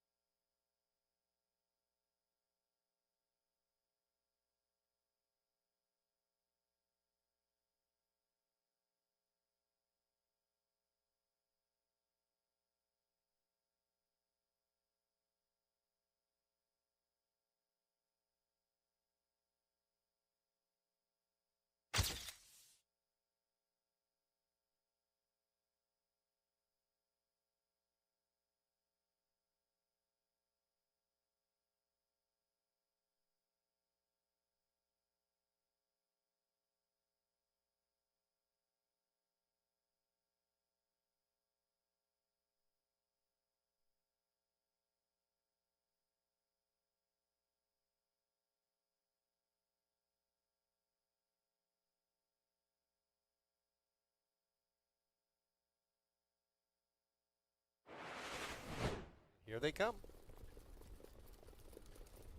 And there they go. And the Millard Farms elimination for 2-year-old open trotters underway, and access now quickly surging to the front to grab that early lead. On the inside, that's the Italian job, Detonator Hanover, also in the mix early, setting up in third. Dan's card is fourth, and your final two are Tempsum and Maximum Pressure. It's Access Now and Bob McClure. They lead the way into that first turn. The Italian Job is out and driving and will draw even at the opening quarter, 27-2. The Italian Job at 4-1 now gains to the top. Access Now, pocket sitting in second. Detonator Hanover tracking in third. Racing in fourth, that's a Dan's Card. About 5 lengths further back to Tempson and Maximum Pressure. There goes Detonator Hanover out from third, now second, trying to track down the Italian Job. Those two horses battling, but Detonator Hanover wins that early battle as they reach up to the halfway point. It's Detonator Hanover, the Italian Job, and Access Now, 56-3. Quick first half put up by Detonator Hanover. At 6-5, leading the way, the Italian Job sitting in second. Access Now, slight favorite, now pulls out from third and now is charging up the outside to close in on the front runner, Detonator Hanover. And Access Now, the 6-5 co-favorites, are going to hook up for a duel as they wheel their way towards the three quarters. The Italian Job followed by Dan's Card, and your final two, Tempsum and Maximum Pressure, 125-2, and they swing for home. And Detonator Hanover, that ground saving trip, has a slight advantage. Access Now on the outside, trying to close, get up to the wheel, trying to do a little blind switch there. It's Detonator Hanover, Access Now. Dan's Card is trying to close quickly, but Detonator Hanover and Tyler Moore have this one now under wraps. They're opening up by about 2.5 to 3. Detonator Hanover getting his first career win. Access Now followed by Dan's Card, 153-4.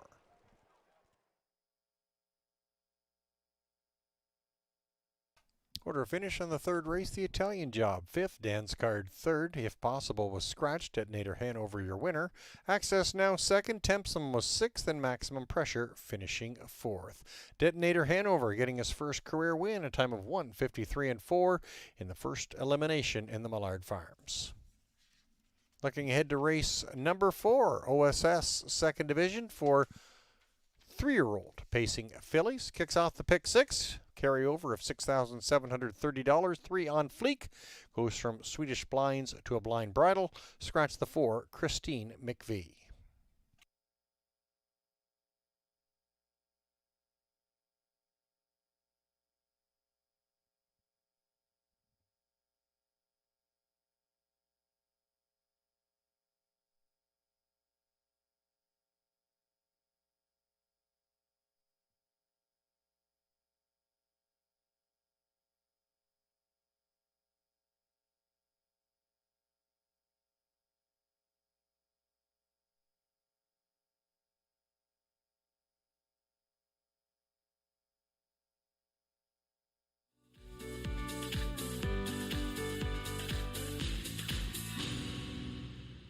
Winback Farm graduates are born to compete and raised to win and have made over $480 million and have won over 50,000 times. Yearlings for sale at Goshen, Ohio, Lexington, London, and Harrisburg. Featuring first crop yearlings sired by Meadowlands Pace winner Beach Glass, Adios Pace winner Cannibal, O'Brien Award winner Lawless Shadow, multiple O'Brien Award winner Tattoo Artist, and Dan Patch Award winner Volume 8. Yearlings eligible for multiple racing jurisdictions. For more information, visit winbackfarm.com.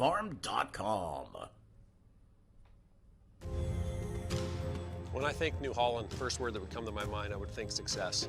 I think without it, for me, the success isn't there. Whenever you deal with somebody so long and they take care of you, you remember that. New Holland builds products that will continue to evolve and make the farmer more efficient, that can produce food for the world.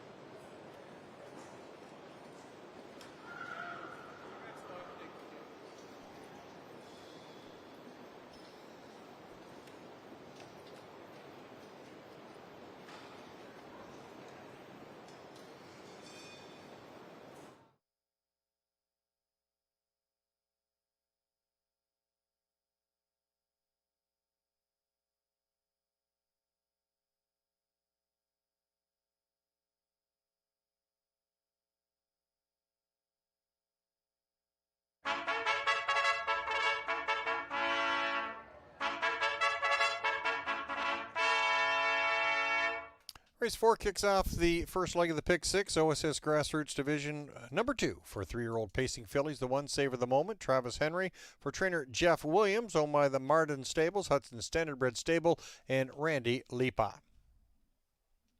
Number 2 is Artistic Delight. Phil Hudon picks up the lines for trainer Chantel Mitchell, owned by Howard Taylor. 3 is On Fleek, Tyler Jones, for co-owner and trainer Caroline Nielsen. Caroline shares ownership with Vince Gallucci and Nick Gallucci.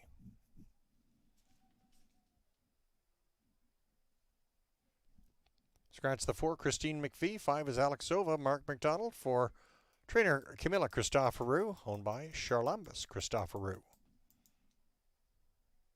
Number 6, TH Check Me Out, Tyler Borth between the pipes for trainer Blake McIntosh. Blake shares ownership with Ozzie McKay, Gilles Landry, and James Giannuzzi. 7 is Jen Tilley. Bob McClure aboard for trainer Scott McEnany, owned by the Burke Racing Stable, LLC. Frank Baldacchini, Weaver Buscemi, LLC, and Lawrence Carr. 8, My Girl Friday, James McDonald for trainer Tony Beaton, owned by Numbered Company Canada Incorporated and Robert Shepard.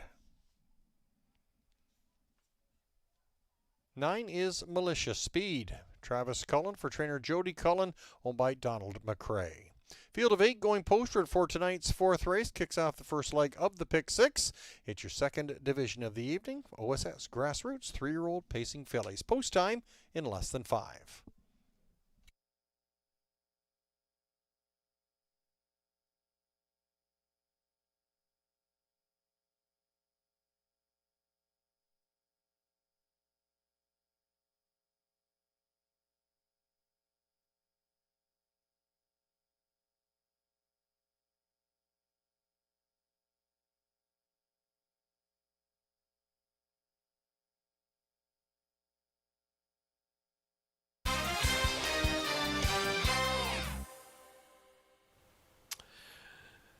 We're back with race number 4. Just quickly want to touch on Detonator Hanover. Nice maiden breaking win for him in the first of the Millard eliminations tonight. 53-4. What a splashy way to do it, and appeared to do it fairly well in hand. So serving notice that he'll be a big player in that lucrative final next week. So we'll see what's in store in that second elimination a little bit later tonight.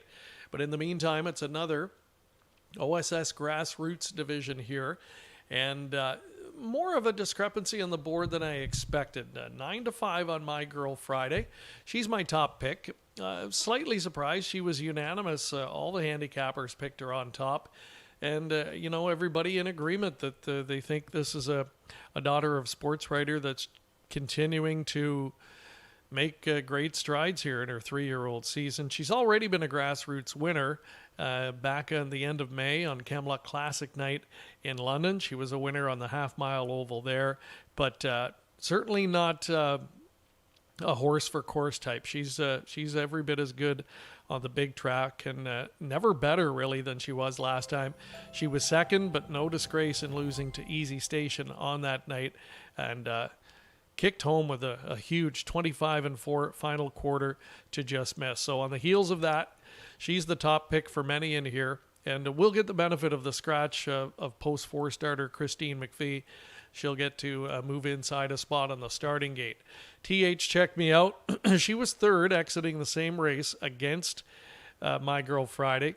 She was involved a little bit more in the early going, though. Expended that little bit of energy in a quick 26-2 first quarter, was attending the pace throughout, and finished third, but not beaten all that badly. Not really a whole lot to choose between those two efforts. They're, I would say, have slightly different racing styles, the two fillies, and I'm not sure if, this discrepancy on the board right now on the odds excuse me, is warranted. TH Check Me Out. She's a proven commodity at this level. This is a classy filly, almost 200,000 earned. Many of her starts have come at the gold level over the course of her career. Big opportunity here from post 6. And in between them, Jen Tilley has been a little bit disappointing so far this season, but I think has, sort of subtly showing that she's coming back around. The last race, I think, really the perfect type of race that she needed in preparation for this. Just left out, got some position, and just kind of stayed inside and finished up with plenty of pace late. So it should have her in a better frame of mind coming in tonight. Another one with lots of back class to call upon here. She's got $250,000 in the bank, so you never want to totally discount her. And interesting, she's the second choice right now in the wagering here. We'll see if there's any kind of a late shift here. I moved one up into my top 4 here. Number 2, Artistic Delight. I really like what I've seen from her more recently, especially. I feel like she's kind of reached another level in some of those recent starts. Consistently finishing up strong. Now that's at the non-winners of 2 level, but she's faced some of these in those recent starts, kicking home regularly with 26 and 27 second quarter speed to pick up big shares. So there's a chance here the complexion of this race could set up with some speed up in front of her and gets a good post to try and capitalize for another good result. I wouldn't be at all surprised to see her finish somewhere in the top 3. I could say the same for this filly on screen, Malicious Speed. Now, she's got good tactical speed. It'll be interesting to see what tactic Travis Cullen employs, especially now that she'll actually leave from post 8 with the scratch inside of her. She did change up the approach, tried it from off the pace last time in that race against Easy Station. Just simply too far to come, but individually kicked home in 26 seconds. So again, that's maybe a nice setup race for tonight's assignment. So the bulk of the attention goes to post 6, 7, and 8 starters in here. There's some others, though, that I think are sleepers as we go back up to Evan Laux with the call of the 4th, another grassroots division. Right on there, Greg. Yes, 6, 7, and 8. They're your top 3 choices there in tonight's 4th race. Second division of the evening for OSS Grassroots 3-year-old Pacing Fillies. Gate comes to the head of the stretch. It's post time. Gate comes down the lane for tonight's 4th race. Field of 8, picking up speed. OSS Grassroots 3-year-old Pacing Fillies on the move. And there they go, and speed coming from the outside. The 7, Jen Tilly, jets out My Girl Friday right alongside. There's a TH Check Me Out, third off the wings, and On Fleek is 4th away. Alexova setting up in the top 5. Artistic Delight, not letting him in there, racing in the 6th, followed by Savor the Moment, and Malicious Speed is the early trailer. They've sorted out the early battles, and My Girl Friday finds her way to the top. Opening quarter, 26 and 4. My Girl Friday and James McDonald. They lead the way. Jen Tilly, pocket sitting in 2nd. TH Check Me Out tracks 3rd. On Fleek, single file in 4th. Slight gap in 5th there for Artistic Delight. And Alexova is off the speed in 6th. They're by the 3/8 with Savor the Moment. And the trailer is Malicious Speed. My Girl Friday in charge with the engine. Leads it as they approach the halfway point. Jen Tilly right on the helmet there. Slight peeking out there as they reach the half. 55 and 1. My Girl Friday setting a good pace as they move into the far turn. Jen Tilly, TH Check Me Out, not moving out from 3rd. On Fleek still sitting in 4th. Artistic Delight now right lines will grab the cover as On Fleek has gone on the attack first up. Artistic Delight now into the outer flow. Malicious Speed is gaining some ground now. 3rd over. Alexova locked in on the inside and Savor the Moment. It's My Girl Friday and Jen Tilly together at the 3/4 in 1:23 and 1. My Girl Friday, the ground-saving trip. Jen Tilly on the outside now was a slight advantage and now digs in for McClure. Jen Tilly and McClure, he goes to work. My Girl Friday, not done yet, still racing hard on the inside. My Girl Friday, Jen Tilly, My Girl Friday, slight advantage there as they come to the wire. My Girl Friday gets it. Second was Jen Tilly. 3rd, Artistic Delight. Time of the mile, 1:50 and 3 in this OSS Grassroots for 3-year-old Pacing Fillies.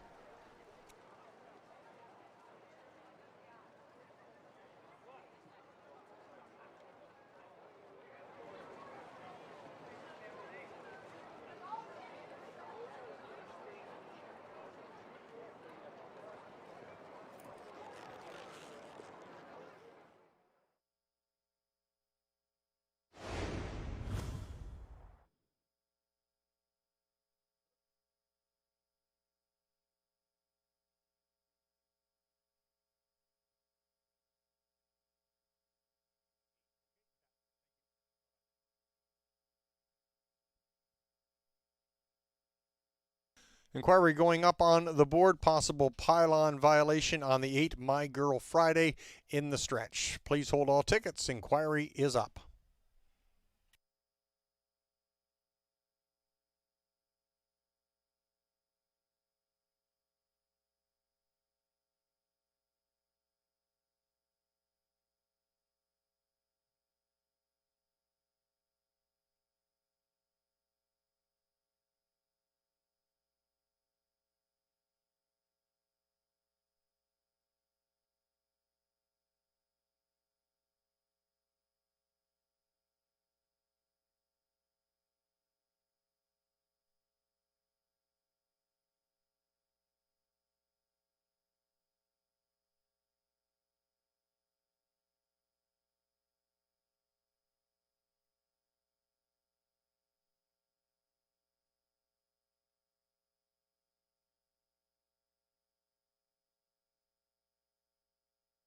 Once again, the inquiry is up concerning the 8 My Girl Friday, possible pylon violation in the stretch. Unofficial results 8726.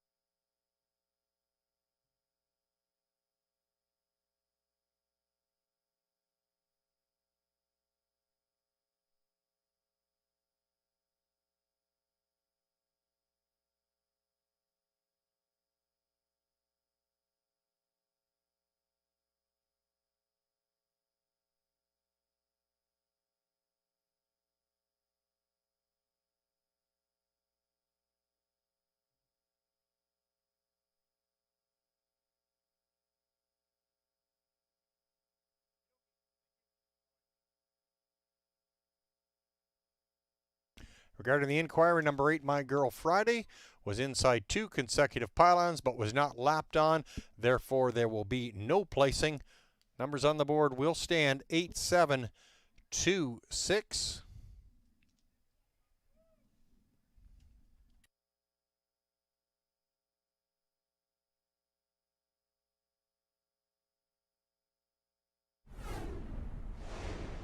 And your winner, number 8, My Girl Friday, hitting a new lifetime mark of 150-3 in this OSS Grassroots Division for 3-year-old pacing fillies. My Girl Friday, a 3-year-old filly by Sports Raider out of the Mach 3 Mare Trauma Unit, owned by a numbered company, Canada Incorporated, and Robert Shepard, bred by Lynn Bowen and Ronald Jones. Tony Beaton trains, James McDonald captaining the win. My Girl Friday, the best in 150-3 and new lifetime mark.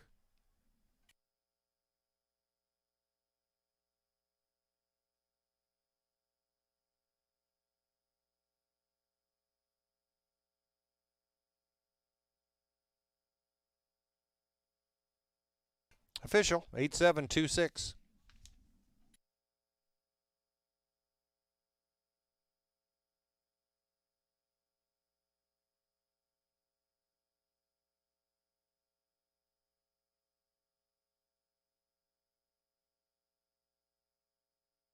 My Girl Friday returning 490, 280, 220. Gentilly 290, 240. Artistic Delight 460. $2 exactor ticket $13.90. The $1 try $57.30. $1 superfecta $81.15. 4-8 double $15.60 and the $1 pick 3 $14.65. In your pick 4 pool, $3,838 plays on to race 5, and in your early pick 5 pool total of over $103,000, just $1,906 still in play. In your pick 6 pool, a pool total of over $22,000, $8,580 still live.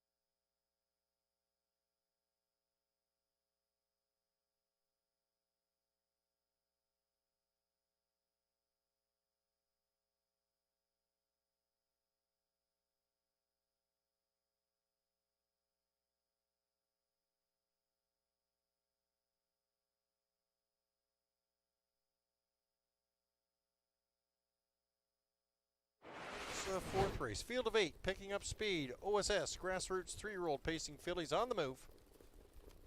And there they go, and speed coming from the outside. The 7, Gentilly, jets out My Girl Friday right alongside. There's a TH, Check Me Out, third off the wings, and On Fleek is fourth away.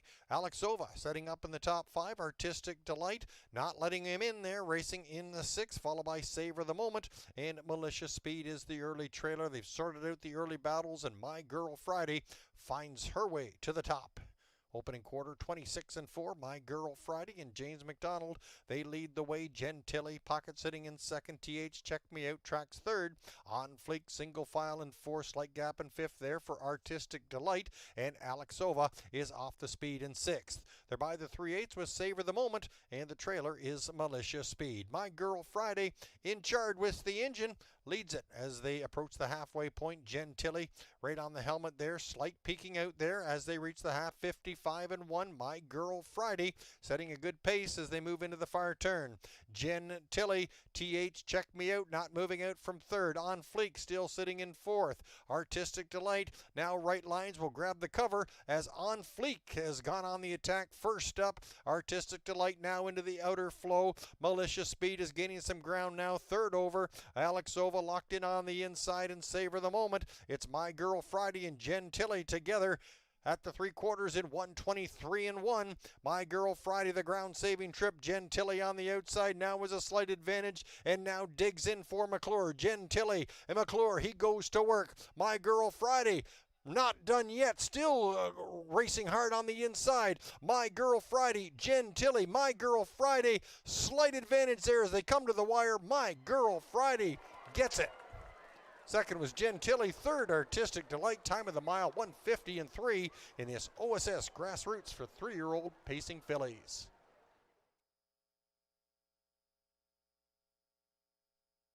Order of finish for the 4th, Savor the Moment was 7th, Artistic Delight 3rd, On Fleek 6th, Christine McVie was scratched, Alexova 8th, TH Check Me Out 4th, Gentilly 2nd, My Girl Friday your winner, and Malicious Speed was 5th. My Girl Friday your winner, hitting a new lifetime mark of 150-3 in this OSS Grassroots division for 3-year-old pacing fillies.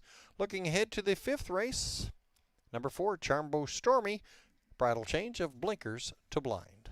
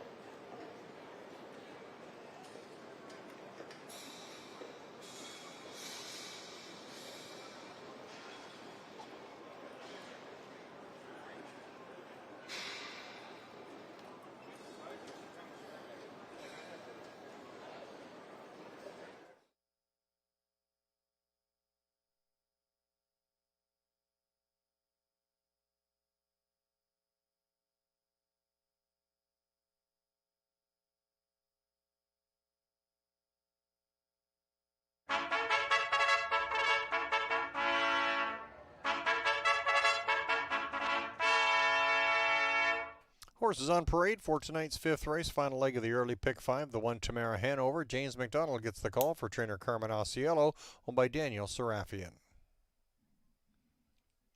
The 2 Glenboro, Travis Cullen drives and owns for trainer Jody Cullen. 3 Macapello Sealster, Tyler Borth aboard for trainer Peter Brickman, owned by Aaron Swainson Brickman. 4 Charmbo Stormy, Jonathan Drury between the pipes for owner-trainer Jared Mann. Jared shares ownership with Ron Nobes. 5 is Sunshine Magic. Phil Hudon gets the call for trainer Jody Cullen, owned by the A1 Stable and Paul Sanders. 6 My Bitcoin, Jody Jameson for co-owner, or rather owner and trainer Clement Lozon Othier. 7 is Lady Tara, Daryl Thiessen for trainer Zach Carroll, owned by Karen Carroll. 8 Perfectly Chic, Bob McClure aboard for owner-trainer John Pentland. John shares ownership with a numbered company Ontario Incorporated and Steve Mahalik. 9 is One Last Wish, Mark McDonald aboard for trainer Ken Susi, owned by Brian and Dr. David Legg. 10 Stellar Manipulation, Travis Cullen for trainer Josh McGibbon, owned by M&S Racing Stable Incorporated and Paul Batter. Full field of 10 going postward for tonight's 5th race. Post time for the final leg of the early pick 5 in less than 5 minutes.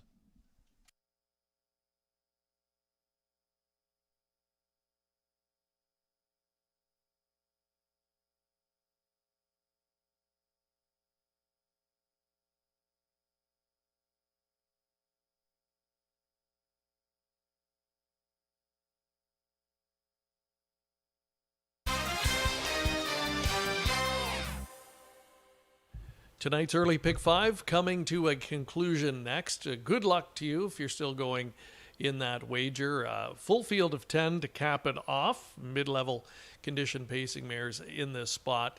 And you know, sometimes you go through and make your selections, and then you go through that second time after the fact and reassess things. And sometimes you feel like you may have missed the boat, and that might be the case here for me. I overlooked my Bitcoin, but at second glance, you know, there is a fair bit to like about her in this particular spot. So she's a little bit lower than I expected to see in terms of the current odds. She is drifting up slightly now, though, up to 2-1, but, you know, has a license to certainly be more competitive at the level. She's been facing tougher company in all of the recent tries, and generally racing from off the pace, trying to close into those very fast miles against that level of competition. She's often finding herself on the fringes, so drops to a much better spot here. It's just a question of what's the psyche going to be like with those kind of trips. You know, I wouldn't be shocked to see her handled more aggressively here and turn in a big effort. On the other hand, you know, maybe she even with the drop in company here, maybe can't capitalize on that. So we'll see. But yeah, one that I didn't end up using could come back to hurt me in this spot. The one that I did go to, offering up 7-1, way inside to Tamara Hanover. She's one that had been toiling in the optional claiming ranks, and you know, moved up to this level. 3 back. It's been just a little bit tougher for her, but she's been competitive. And last time out, a victim of a tough trip circumstance, but really rallied nicely in the final quarter. The best she's looked in her last 3 starts, and prior to that, she shows a sub-150 win, albeit against lesser company. I think this is a better spot, better post position setup for her to try and capitalize here, and we'll see if James can come right back and double up, and I'm happy with 6-1 on her. I thought she would offer some value. Glenboro just next door to her, always a consideration at the level. A little bit camera shy overall, just 3 for 19 on the season, but you know, with any kind of racing luck, she's always dangerous in this class. A good inside post there for Team Cullen. Another great season for that outfit so far. Further out, I mean, if she was leaving closer to the inside, likely would have been my top choice. One Last Wish, Mark McDonald on board. But she's got the tactical speed to quickly overcome that post obstacle here. So One Last Wish, I've got her for third. Wouldn't be surprised to see her finish higher than that, just depending on how things go in the early portions of the race. The other one I've used on the ticket in my top four, Sunshine Magic, just, another one from Team Cullen, consistent at this level, often does hit the board, not necessarily a strong win threat, but from post 5, a lot of options to work with, and should be able to be within striking range when they turn for home to finish somewhere on the ticket, somewhere underneath, perhaps in here. There's Perfectly Chic, mare with all kinds of back class, certainly capable of winning at this level in her career, but has missed a little bit of time away from the racetrack, and did come back though with a good qualifying effort behind All-Star Maniac. He's an open type pacing horse on this circuit when he's racing, so a good runner-up effort to that one. And you never know, if you're looking for double-digit price potential, Perfectly Chic, Lady Terra just inside of her, same case scenario. I think Lady Terra is at a point where they're going to have to try and blast her out of there one of these times to get a better position and see if she can coax a better result with that tactic. But the public firmly on board. My Bitcoin, one I didn't use here. We'll see if that's going to come back to bite me here. Jody Jamieson in the driver's seat. Good midgate starting post for this one, getting some serious class relief in this spot. And I'm going to try and get her beat, though. Number 1, Tamara Hanover, sticking with that one back at this same class level where she rallied from 10th to 4th last time out. Good luck with your selections. Gate rolling for race 5 to cap off the early pick 5. Field of 10 in behind the gate for tonight's 5th race. Final leg of that early pick 5. 6 to 5. It's the 6, My Bitcoin, taking most of the play. Second choice, the 9, One Last Wish, right now at 3 to 1. Gate comes to the head of the stretch. 10 on gate. Here they come. Field picking up speed, and there they go. Slight gap in the gate there was the 8, Perfectly Chic, and they're off and pacing, and down the middle there's Sunshine Magic. The outside sees One Last Wish. Glenborough along the inside track, and there's My Bitcoin from between, now popping out, and we'll try and push on My Bitcoin. They're stacked up 3 wide into that first turn. Sunshine Magic, My Bitcoin, One Last Wish, and Glenborough. Macapello Sealister is setting up in 5th by that opening quarter-mile mark, and 26 and 4. Tamara Hanover off the speed there in 6th, followed by Charmbo Stormy and Lady Terra. Perfectly Chic in the trailer is Stellar Manipulation. They move down the backstretch, and One Last Wish has grabbed the top there for Mark McDonald on the helmet there. My Bitcoin pocket sitting. Sunshine Magic single file in 3rd. Glenborough sitting in 4th, and Macapello Sealster races in 5th. There goes Tamara Hanover, first to right line out from 6th, and now on the attack as they reach the half, and 55 into 3. Trying to grab that cover, it's Charmbo Stormy. Lady Terra still on the inside. Moving to the outer flow is Perfectly Chic. The Stellar Manipulation is the trailer. Moving into the far turn, 5/8 in the books, 3/8 remaining. One Last Wish, going to feel some pressure coming. My Bitcoin sitting in 2nd. Tamara Hanover on the outside 3rd, and still inching towards the front runner. Racing in 4th, that's a Sunshine Magic, followed by Charmbo Stormy, and Perfectly Chic 3rd over there in the mix. They come for home, 123 and 1. One Last Wish still with the engine, and trying to find some racing room. There's My Bitcoin. Tamara Hanover still out 3 wide and wanting to play. My Bitcoin from between, trying to track down One Last Wish, and Mark McDonald. They hold the distance. One Last Wish in front. Racing 2nd, that was My Bitcoin. Looks like Tamara Hanover the show spot, 150 and 3.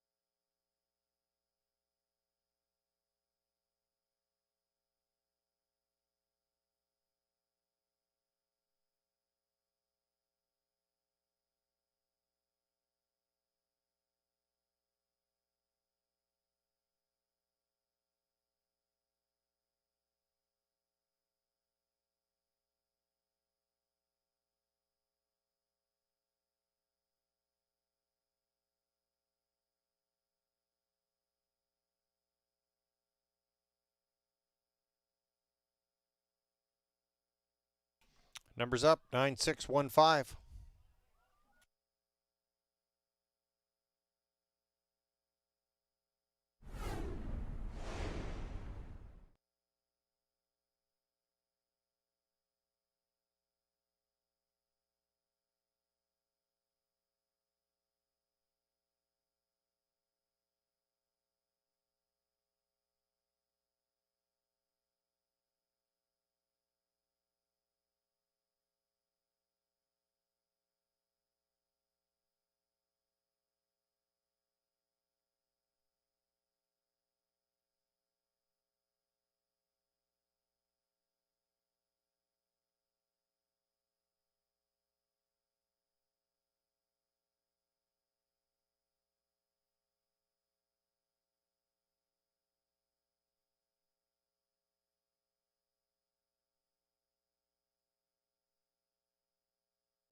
There's your winner, number 9, One Last Wish, now approaching $600,000 in career earnings. The 6-year-old daughter by Better's Delight out of the art major Mare Arts Diva, owned by Brian Legg, Dr. David Legg. Ken Susi trains.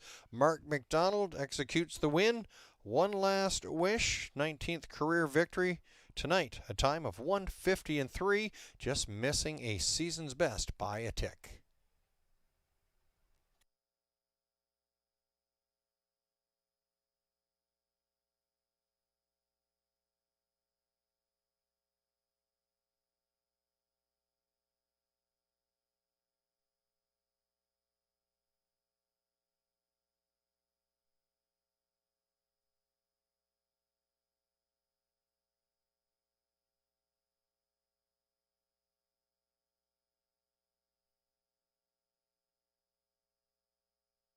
It's official, 9615. Prices coming up.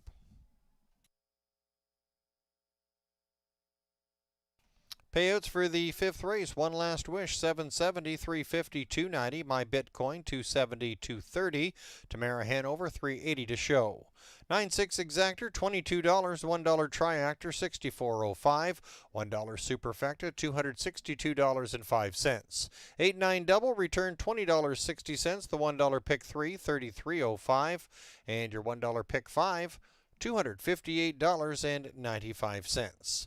In your Pick 4 pool, $769 still in play. And in your Pick 6, a pool over $22,000, $1,734 still on the table.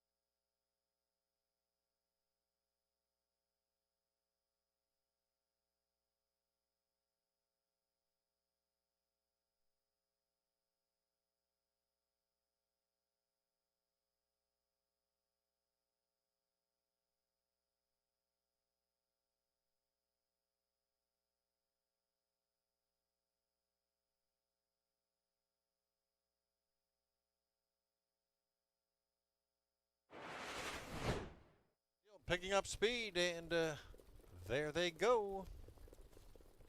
Slight gap in the gate there was the 8, Perfectly Chic, and they're off and pacing, and down the middle, there's Sunshine Magic. The outside sees One Last Wish. Glenborough along the inside track, and there's My Bitcoin from between, now popping out, and we'll try and push on My Bitcoin. They're stacked up 3 wide into that first turn. Sunshine Magic, My Bitcoin, One Last Wish, and Glenborough. Macapello Sealster is setting up in 5th by that opening quarter-mile mark, and 26 and 4. Tamara Hanover off the speed there in 6th, followed by Charmbo Stormy and Lady Terra. Perfectly Chic, and the trailer is Stellar Manipulation.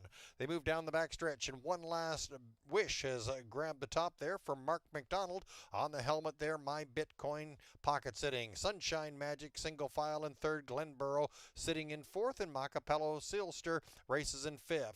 There goes Tamara Hanover, first to right line, out from 6th, and now on the attack as they reach the half, and 55 into 3. Trying to grab that cover, it's Charmbo Stormy. Lady Terra still on the inside. Moving to the outer flow is Perfectly Chic. The Stellar Manipulation is the trailer. Moving into the far turn, 5/8 in the books, 3/8 remaining.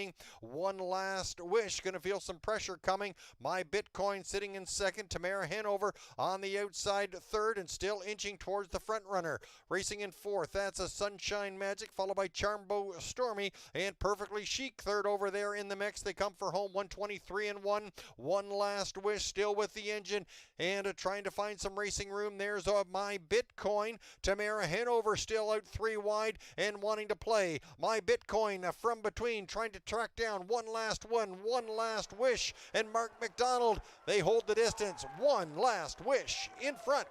Racing 2nd, that was My Bitcoin. Looks like Tamara Hanover the show spot, 150 and 3.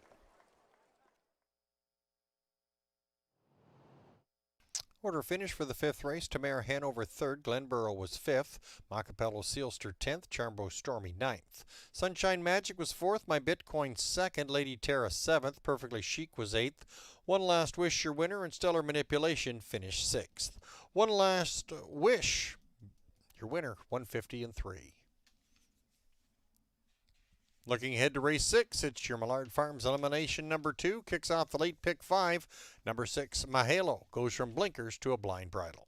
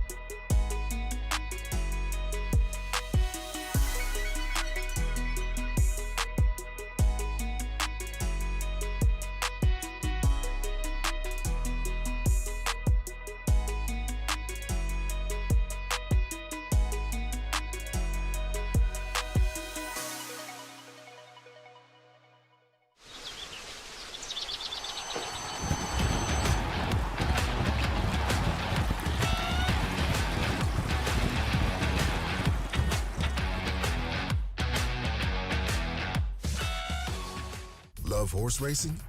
HPIBet.com is Canada's leader in online horse betting. Access thousands of live races from hundreds of tracks worldwide instantly. Enjoy the most advanced betting tools like AI Smart Picks and exclusive cashback rewards you won't get anywhere else. Join today and get up to $100 in free bets. Get the ultimate horse betting experience with HPIBet.com. If whiskey could talk, Johnny Walker Black Label was sing with notes of sweet, smooth toffee, rich fruit, and a touch of smoke. Tastes as good as it sounds.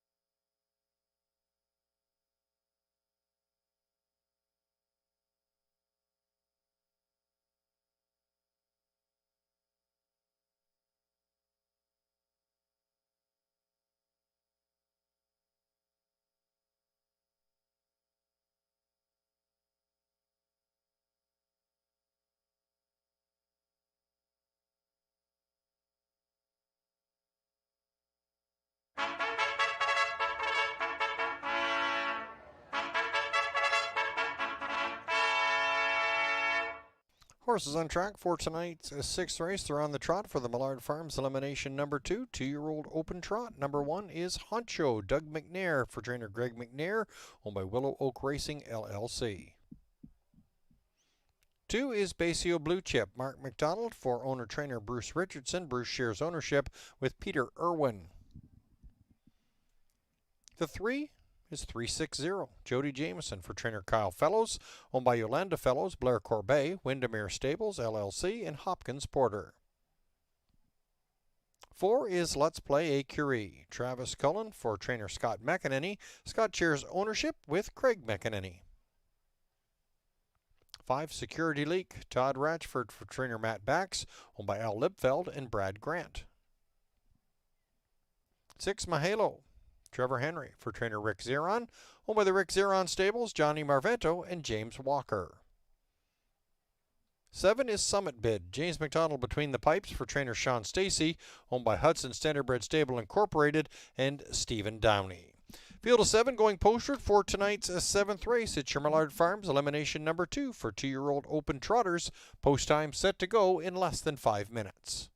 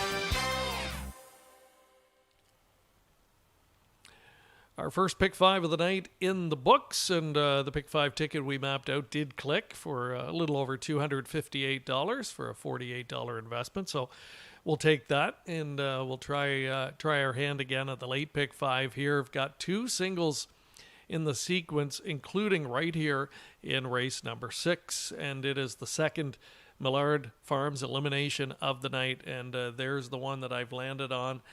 Not surprisingly, he's the solid public's choice right now, and his name is 360.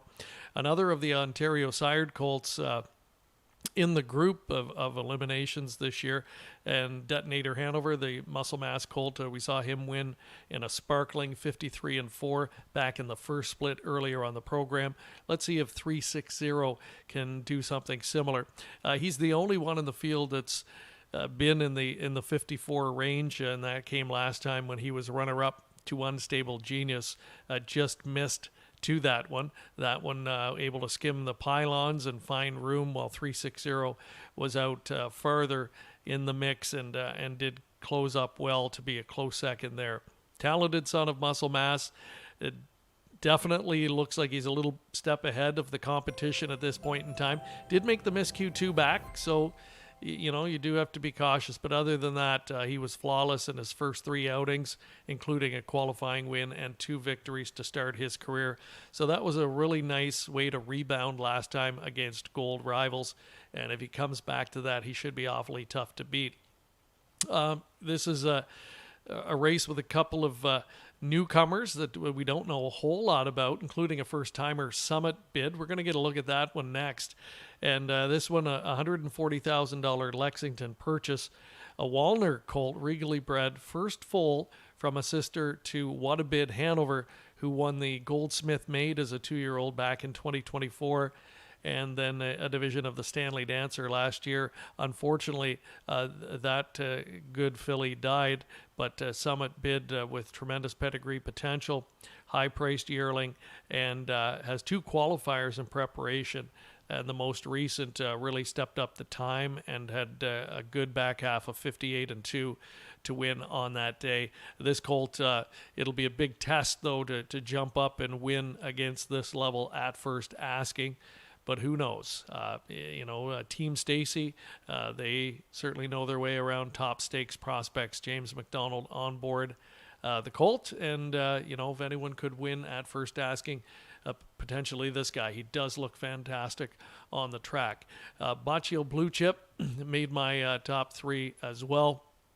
Son of a tactical landing, he's got to try and mind his manners from an inside post here, but his lines are a little bit up and down, but I do like the fact that he's had 5 experiences behind the starting gate now at a couple of different venues, and in this inexperienced group where a lot could happen, I put him in as a price play in my top 3. Summit Bid we touched on as well, and Honcho from the inside getting 4-1 support.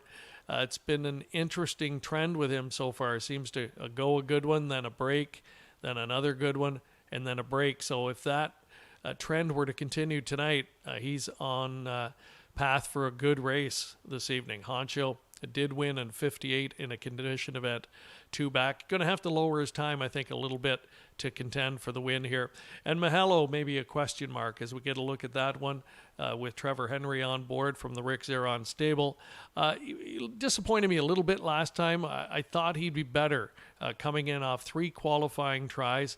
He'd looked good. He was stepping up his time in each of them, and I thought he could sneak in and be competitive last time out. He did leave off the wings of the gate, got himself forwardly spotted, but then faltered in the back half against Access Now, who we saw come back and race well earlier tonight in that first elimination. So Mahalo, equipment change, gets a bridle change tonight from blinkers to a blind bridle, and we'll see if that will encourage a better result from this guy in his second parimutuel start. But 360, to me, looks like he's got a little bit of an advantage in terms of his experience and the level of competition he's been facing. Just has to mind his manners, and he should be awfully tough to beat here in the second elim of the Millard Farms. Trotters moving up behind the gate. Back up to Evan with the call. It's your Millard Farms elimination number 2 for 2-year-old open trotters. We got a field of 7 lining up to the gate. And the overwhelming favorite right now is the 360, currently at a 3-5. Gate comes to the head of the stretch for your Millard Farms elimination. Gate comes down the stretch. Trotters are picking up speed. Here they come. And there they go. And they're off in the Millard Farms elimination. And gap in the gate a couple. That was the 5 security leak. They're off and trotting with Mahalo. Leaving first with Trevor Henry at the controls. Honcho will push on out from that rail position. Honcho right on around to now grab the top. Mahalo sitting in second. 360 is a slight gap there in third with Baccio Blue Chip racing fourth as the field moves into that first turn. Let's play a Curie followed by a Summit Bid, and the trailer is Security Leak after that sluggish start. Opening Crowder of 29-1, and Honcho at 6-1 rather, leads the charge as they spin down the backside. Mahalo is sitting in second. 360 is off the speed there in third, making a break in stride. That's Baccio Blue Chip. Well, now go to the back of the pack. There's Let's Play a Curie followed by a Summit Bid, and further back, that Security Leak, and the breaker is Baccio Blue Chip. By the half, it's Honcho in front in a time of 58-2. Mahalo is sitting in second. 3 further back to 360. The favorite's got to get things going. Now starts to close the gap. About 5 back, and Let's Play a Curie has self-destructed and will lose positions. Pulled now to the infield. There's a Summit Bid about 8 back there in fourth, and you've got breakers Baccio Blue Chip, Security Leak, and Let's Play a Curie. Honcho to the 3/4 in 127-1. Mahalo, and there's 360. Now starting to engage there from third. It's Honcho at 6-1. 360. Now up to second. Fans out, and now will draw even with Honcho. 360. Honcho and Mahalo. They're 3 across. They're tightly bunched as they come those final strides, but 360 now starts to pull away. 360 and Jameson take it in the Millard Farms elimination 2-year-old open trot. It's Mahalo. Sitting in second, Huncho was third, followed by Summit Bid in fourth, 155 and 3.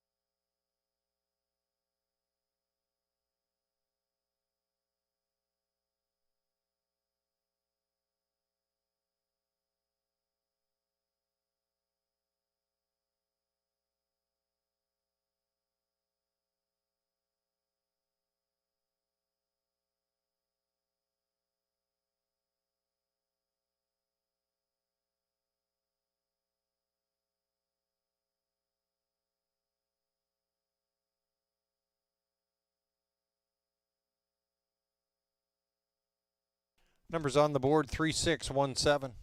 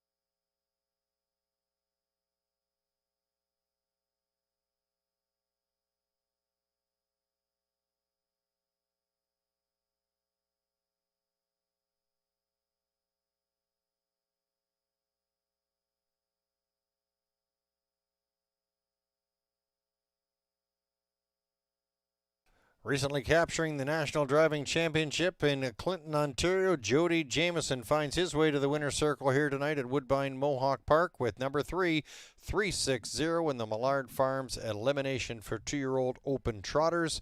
2-year-old gelding by Muscle Mass out of the Broadway Hall mare Feel Invincible. Owned by Yolanda Fellows, Blair Corbet, Windermere Stables LLC, and Hopkins Porter. Kyle Fellows trained. Jody Jamieson captains the win. 360 hitting a new lifetime mark of 155 and 3. Third win in 5 lifetime starts tonight in the Millard Farms elimination.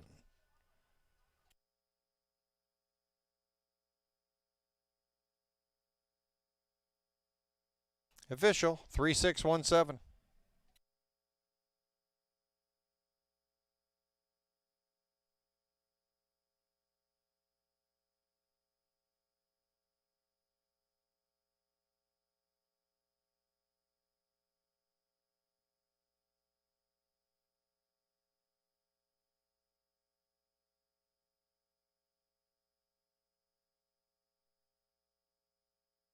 Mutual returns 360, 280, 210, 210. Mahalo $4, 260. Honcho $2.90 to show. $2 exactor ticket $9.20. The $1 try $18.55. $1 superfecta $49.95. 9-3 double $15. $1 pick 3 $23.40. $1 pick 4, $49.35. In your late pick 5 pool, a pool of over $46,000, $28,467 plays on to the 7th race. And in your pick 6 pool, $1,186 still active.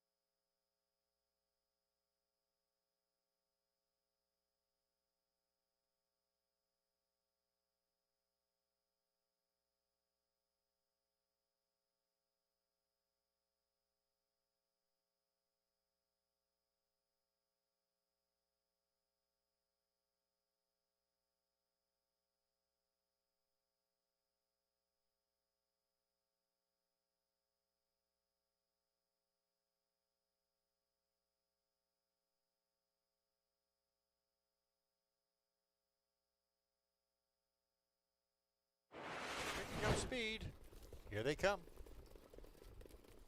And there they go. And they're off in the Millard Farms elimination. And gap in the gate a couple. That was the 5 Security Leak. They're off and trotting with Mahalo. Leaving first with Trevor Henry at the controls. Honcho will push on out from that rail position. Honcho right on around to now grab the top. Mahalo sitting in second. 360 is a slight gap there in third with Baccio Blue Chip racing fourth as the field moves into that first turn. Let's play a Curie followed by a Summit Bid, and the trailer is Security Leak after that sluggish start. Opening Crowder of 29 and 1, and Honcho at 6 to 1 leads the charge as they spin down the backside. Mahalo is sitting in second. 360 is off the speed there in third, making a break in stride. That's Baccio Blue Chip. Will now go to the back of the pack. There's Let's Play a Curie followed by a Summit Bid, and further back, that Security Leak, and the breaker is Baccio Blue Chip. By the half, it's Honcho in front in a time of 58 and 2. Mahalo is sitting in second. 3 further back to 360. The favorite's got to get things going. Now starts to close the gap. About 5 back, and Let's Play a Curie has self-destructed and will lose positions. Pulled now to the infield. There's a Summit Bid about 8 back there in fourth, and you've got breakers Baccio Blue Chip, Security Leak, and Let's Play a Curie. Honcho to the 3/4 in 127 and 1. Mahalo, and there's 360. Now starting to engage there from third. It's Honcho at 6 to 1. 360. Now up to second. Fans out, and now will draw even with Honcho. 360. Honcho and Mahalo. They're 3 across. They're tightly bunched as they come those final strides, but 360 now starts to pull away. 360 and Jameson take it in the Millard Farms elimination 2-year-old open trot. It's Mahalo sitting in second. Honcho was third, followed by Summit Bid in fourth. 155 and 3.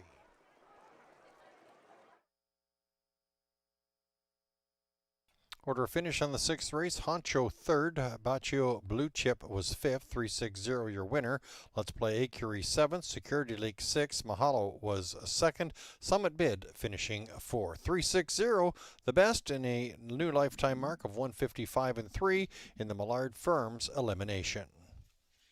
Looking ahead to race number 7, third division of the evening for OSS Grassroots. 3-year-old Pacing Fillies kicks off the late pick 4. The 3 No Better Air goes from aluminum to steel shoes all round.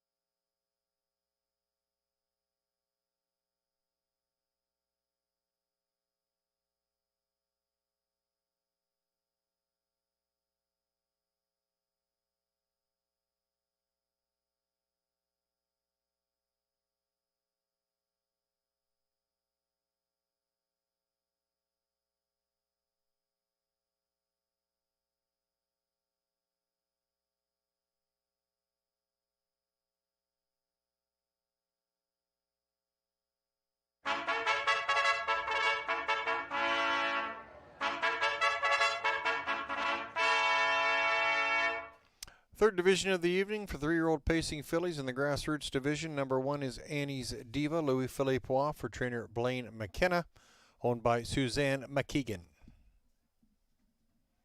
2, A Bet's a Bet, Jody Jameson aboard for trainer Jeff Williams, owned by the Martin Stables, Hudson Standardbred Stable, and Al McIntosh Holdings Incorporated.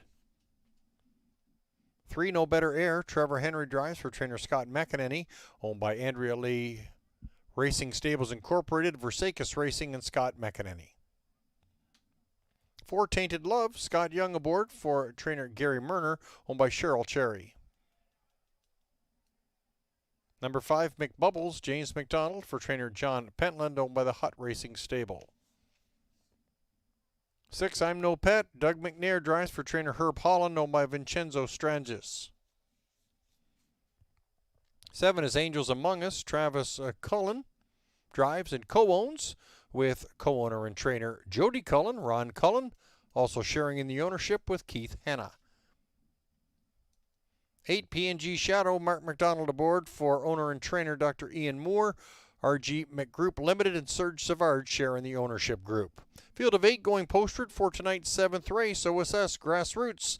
Third division of the evening for 3-year-old pacing fillies. Post time in less than 5 minutes.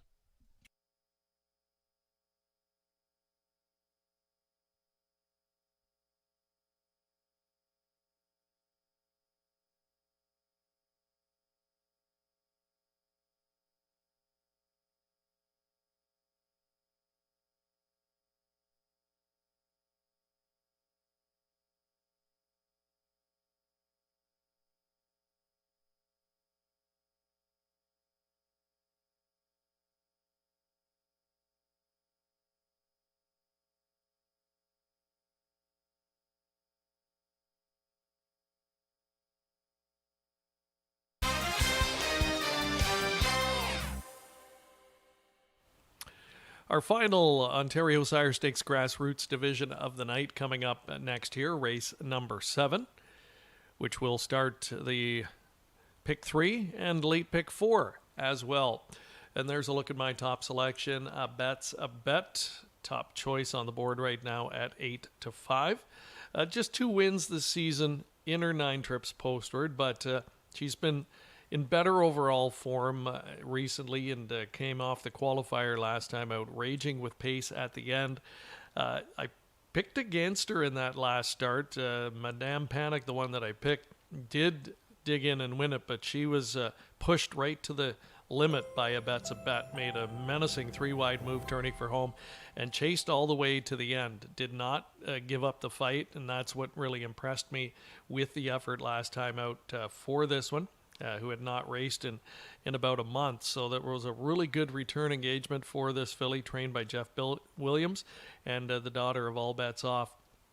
To me, looks like she is going to be a serious contender. The last time she raced in a grassroots back on June 12th, she was a runner-up to Horse with a Plan on that night. So A Bet's a Bet. Proven, coming in really good form off that last, and I'll give her top billing in here. 7-5, it's about what I expected. 7-5, 9-5 in this particular spot. So if she's as good as she was last week, I think she is the horse to beat in here. I've gone way outside, inside first of all. We'll touch on Annie's Diva next. Now this is one that's going to get another try at the grassroots level. She did compete at Woodbine June 12th, and she was really a non-factor on that occasion. So, change of scenery seems to have done her well. Took her over to Grand River for the last 4 starts, and her form's really turned around. So maybe getting the confidence back up. A talented daughter of Cattle Wash. I think she's fast enough to go with these. Now it's going to be another test of class at this level for her tonight. But I've stuck her in my top 2. I think she's maybe turned a corner here recently, and 9-1's the price you're getting offered on her. We'll go a little bit further out to McBubbles, post 5. She's 3-1 right now. That's the one that I've used for third. She's your Kin Pace champion from earlier this year at Clinton. In the 2 subsequent starts, finished 4th at Dresden, but made a miscue there. So all in all, not a bad effort. And then 4th last time out here at Woodbine. Really hard to get what kind of a read to take from that. But she's another one, proven. She's proven at the grassroots level, putting together a pretty nice season for the Connections, and the daughter of McWicked, definitely a player in this spot. James McDonald, of course, looking forward to a big weekend. We'll see him competing in Hambletonian and Hambletonian Oaks eliminations tomorrow evening at the Big M, but he's got some business to take care of here first of all tonight. McBubbles gives him a good chance here in this third division. And PNG Shadow, want to touch on her quickly. Brother Mark doing the driving on this, daughter of Cattle Wash. Really, made a good splash last year in qualifying, but in her very first start, I remember she raced in a gold event. They went in 50-4, and that was just such a jump. She finished at 9th there, and put together a pretty good season overall, but was kind of one of those fringe horses between gold and grassroots. And then this year, been a little bit of a struggle coming back for her as well. But I just feel that there's more there than what we've seen from her. Ian Moore, in fact, 3 back, entered her in the gold, and he wouldn't make that decision lightly. So they obviously still have high regard for this filly. And, she's got the potential to blast out and make some noise in this spot, even with the outside post. So a bet's a bet. Looking for her to come back here tonight, 4-5, heavily favored here in our final split. Back up to Evan Laux with the call. Thanks very much there, Greg. We have a field of 8 for this third division of the evening. OSS Grassroots for 3-year-old pacing fillies. They're on gate. They're at the head of the stretch. It's post time. Gate comes down the lane for tonight's 7th race. Kick off the late pick 4. Here they come. OSS 3-year-old pacing fillies off and pacing, and PNG Shadow surging out from that 8-hole to try and push the early lead. There's McBubbles down the middle, and a bet's a bet, followed by Annie's Diva sitting in 4th. By that 8th marker, No Better Air will tuck in there in 5th with a Tainted Love, followed by Angels Among Us and I'm No Pet, the early trailer. Single file they roll through that first turn, and PNG Shadow at 6-1 gets to the opening quarter in 26-1.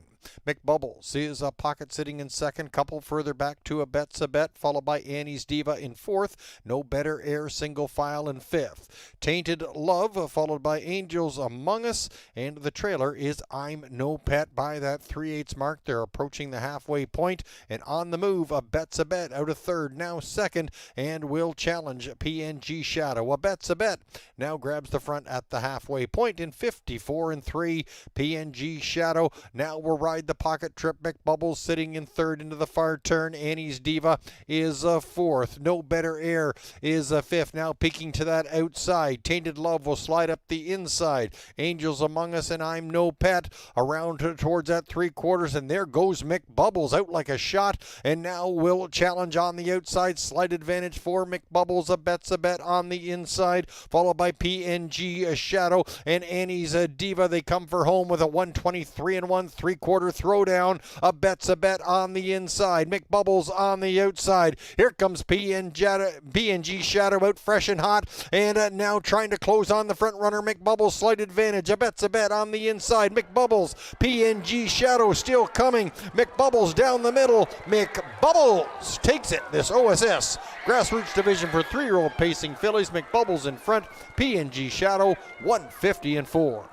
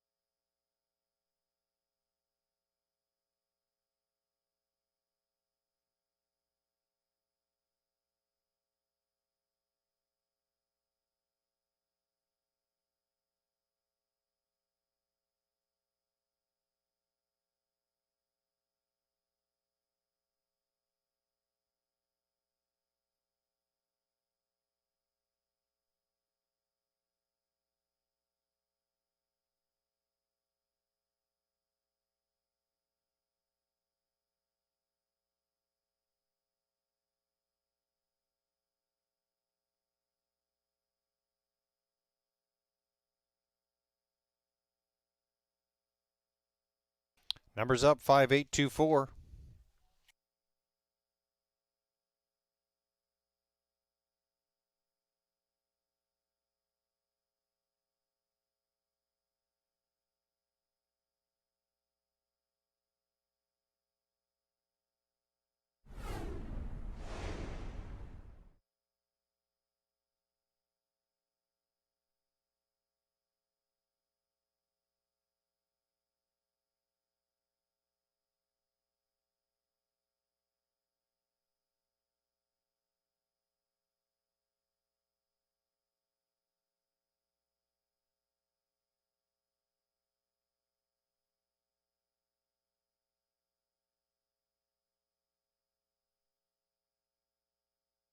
Here's your winner of tonight's 7th race, OSS Grassroots Division for 3-year-old pacing fillies. It's the 5 McBubbles, 3-year-old filly by McWicked out of the Sports Rider mare Lady Bubbles.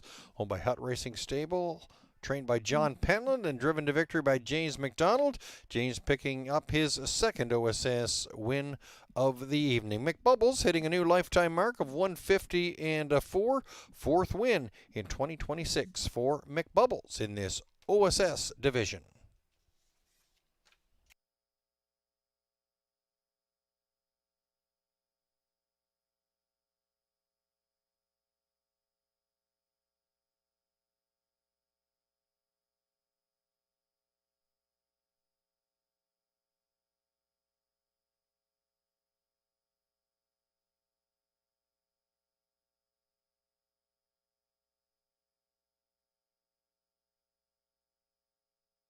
Numbers are up 5824.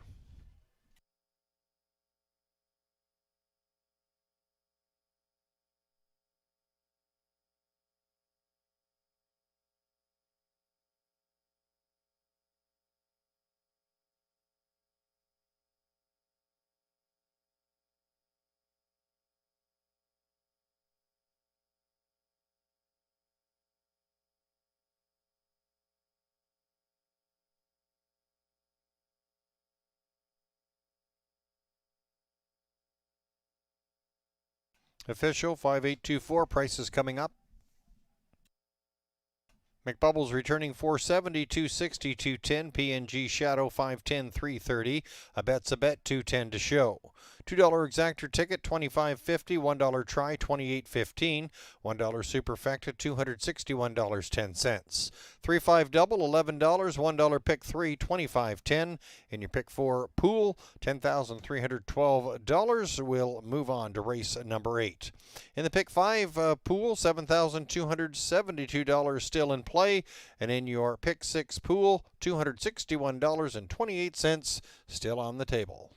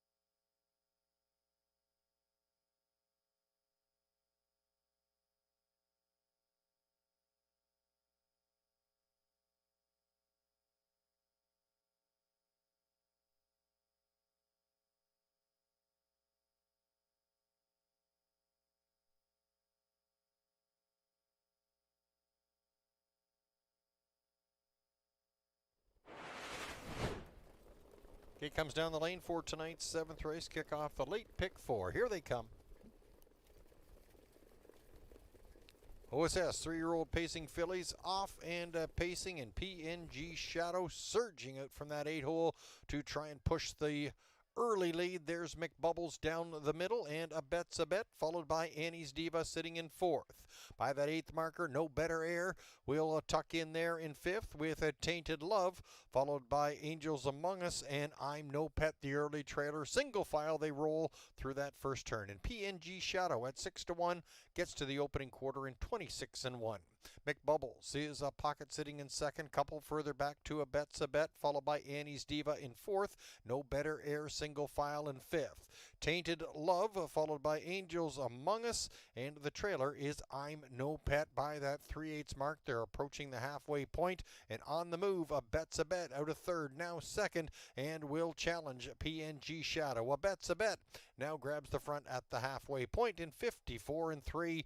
PNG Shadow now will ride the pocket trip. McBubbles sitting in third into the far turn. Annie's Diva is fourth. No Better Air is fifth. Now peeking to that outside. Tainted Love will slide up the inside. Angels Among Us and I'm No Pet around towards that 3/4, and there goes McBubbles out like a shot, and now will challenge on the outside. Slight advantage for McBubbles. A Bet's a Bet on the inside, followed by PNG Shadow and Annie's Diva. They come for home with a 123 and 1/3 throwdown. A Bet's a Bet on the inside. McBubbles on the outside. Here comes PNG Shadow out fresh and hot, and now trying to close on the front runner. McBubbles slight advantage. A Bet's a Bet on the inside. McBubbles, PNG Shadow still coming. McBubbles down the middle. McBubbles takes it. This OSS Grassroots Division for 3-year-old pacing fillies. McBubbles in front.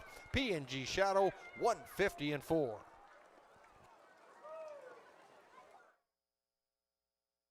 Order up, Annie's Diva was seventh. A Bet's a Bet third. No Better Air was fifth. Tainted Love fourth. McBubbles your winner. I'm No Pet was eighth. Angels Among Us was sixth, and PNG Shadow finishing second. McBubbles your winner and a new lifetime mark of 150-4. James McDonald. A couple of OSS wins on tonight's card. Looking ahead to race number 8, the 3, Kissed by a Stranger, has a shoeing change up front of aluminum to steel.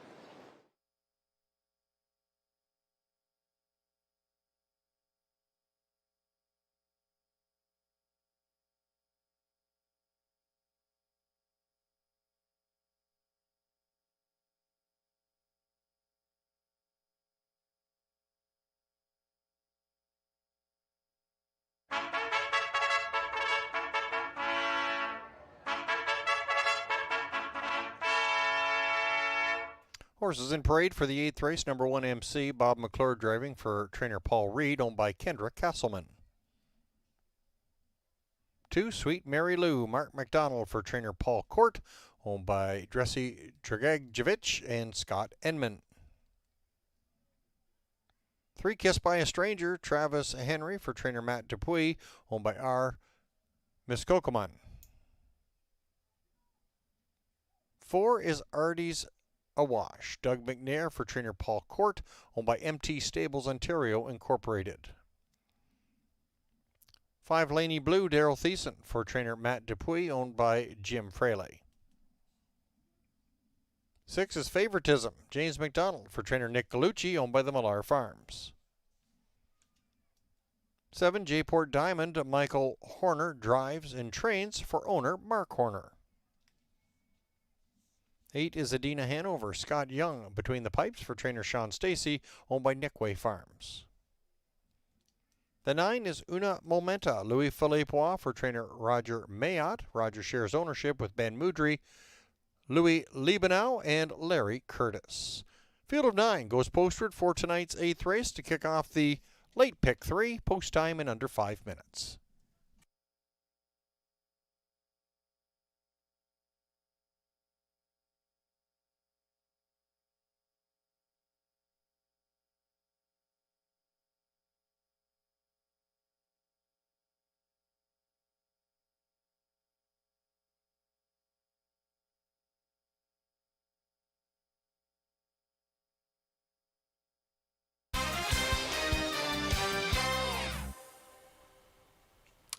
Welcome back. 8th race coming up at Woodbine Mohawk Park, our final pick 3 wager of the night. Fillies and Mares, non-winners of 2 or 25,000 lifetime. MC 8-5 and favorite. I've gone back to her. She has been able to click in 2 of her last 4 races, but when up to this class level in the 2 subsequent starts, a miscue, 3 back, and then last time a really funny trip when you watch the race. You may look at that and wonder if she got backed up on cover on the last turn, and that wasn't the case. She simply gapped out herself and could not keep pace and looked like she was frankly going to falter and go right back through the field to last, but then re-engaged in the stretch, and at the wire she was pacing as faster than anybody. Another couple of strides, she would have gotten up for a 3rd or a 4th there. That's, how much she came back on in the home stretch. So I think Bob has to be a little bit careful with her and, maybe just had to be conservative in the 3rd quarter. But, that's going to cost her at this level if you lose that kind of ground. So let's see if she can bounce back. I'm willing to give her another chance here. 9-5, though, you wouldn't want to go much lower than that, or other horses are certainly going to become attractive. There's the one I've used in the runner-up spot. This filly continues to progress. J-Port Diamond. They've done a nice job just kind of bringing her along this season. Earlier in the campaign, she was maybe getting a little bit. She was a little bit excitable. You can see she wears a little bit more equipment there, and they've done a nice job of just trying to get her more manageable in her races, try and utilize the natural speed that she has, and that's been more evident in some of those recent starts. I think she was the best she's ever been, frankly, last time. That was a rock-solid try from post 10 where she held on for second behind Can't Turn You Down, and we saw her come back and win in a grassroots division earlier in the night, and she won very impressively again. So that's a kind of a key race of reference for J-Port Diamond. And, I like the way that she is moving forward, and I'm going to use her in the runner-up spot here. Wouldn't be shocked at all if she were to win. I would also say that Kiss by a Stranger, the number 3 in the field, my 3rd choice in the race, fits the same bill. She is just 1 for 20 over 2 years, and that stat always jumps off the page at you. Been hinting, though, I think recently that she's sitting on a good result. I couldn't put her right on top, but if she did win, I wouldn't be absolutely shocked in here. I think she's got a shot. Travis Henry will try and engineer a trip. I think she will need a trip. She'll need, I think to follow and have things kind of go her way to get there. With a little bit of luck, though, 8-1 is a pretty decent price on her. I'm going to touch on Sweet Mary Lou as well. Now, I use this one for fourth, and maybe have underestimated the daughter of Sweet Lou a little bit. She came back off of her 2 qualifiers here since shipping here locally. They had this one well prepped for the first start here, and she got the job done. She won impressively. Now she's going to be moving up and facing a better group here today. She just got the job done, but it wasn't an easy trip scenario, and it was the first start after quite a bit of time off. So you have to read between the lines, and it was actually maybe a even better effort than at first glance. So any further improvement here, even though she's facing tougher, it makes her a player. And the public is fully on board. She's 5-2 right now, as Mark McDonald, having a good night at the office, looks to come back with another one here. If I was going to touch on one other one that I think has potential in this spot, it would be number 5, Laney Blue. Daryl Thiessen does a nice job with long-priced horses. On this circuit, he often is driving long shots, and seems to put them in good position to get the best result he can. And with Laney Blue, I mean, she's good enough to hit the ticket here somewhere. And I think Daryl's got a good starting position with her to try and execute that kind of a trip scenario tonight. Good luck with your selections in race number 8. I'll give MC another chance to finally break through here at this non-winners of 2 level. It's the start of the final pick 3, and the gate is rolling. Field of 9 in behind the gate for tonight's 8th race, final pick 3 wager of the evening. It's the rail horse, number 1 MC right now. Slight favorite at 8-5, second choice the 2, Sweet Mary Lou at 5-2. Gates at the head of the stretch. It's post time for race number 8 here at Woodbine Mohawk Park.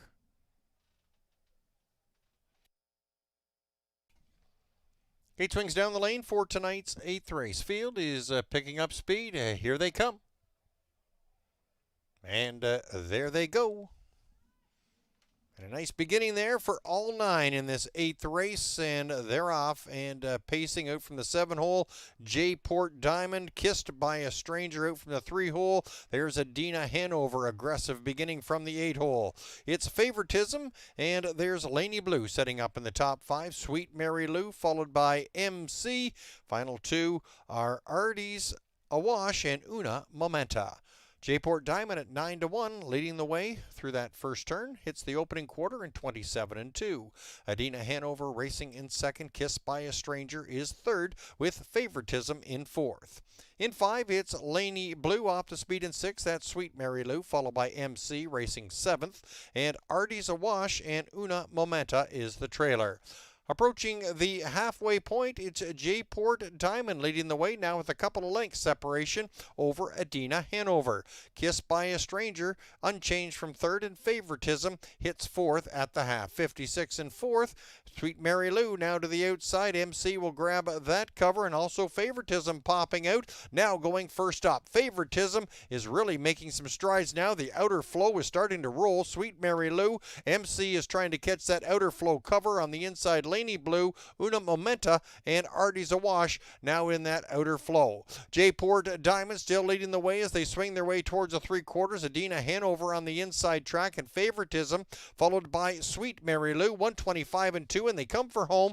J-Port Diamond looking for the upset right now at 9-1. Here comes Favoritism now out live, and Adina Hanover is locked in on the inside. Sweet Mary Lou still trying to come. Here comes MC from off the pace, is really storming hard, but I don't think there's enough ground. It's J-Port Diamond looking for the 9-1 upset and gets it. J-Port Diamond and Michael Horner in the upset in tonight's 8th race. 9-1. J-Port Diamond, 152 and 3.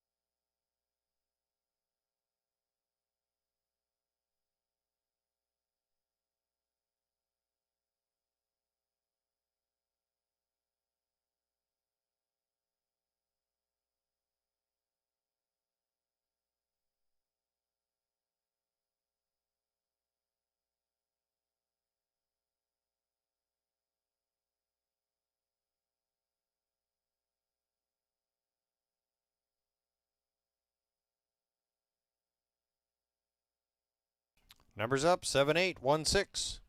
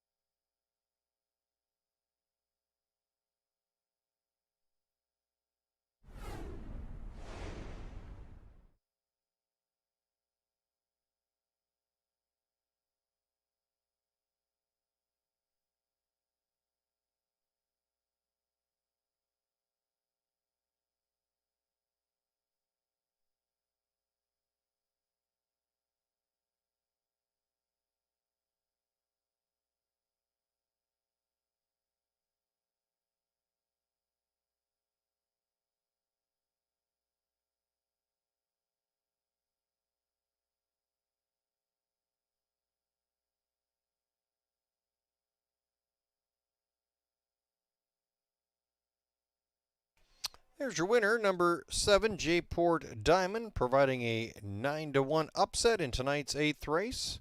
3-year-old Cattle Wash filly out of the Real Desire mare, Beachy Girl,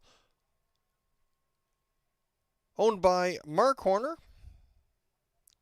trained and driven to victory by Michael Horner. J-Port Diamond paced the mile in a new lifetime mark of 152-3. 4th victory of the season for J-Port Diamond in a 9-1 upset.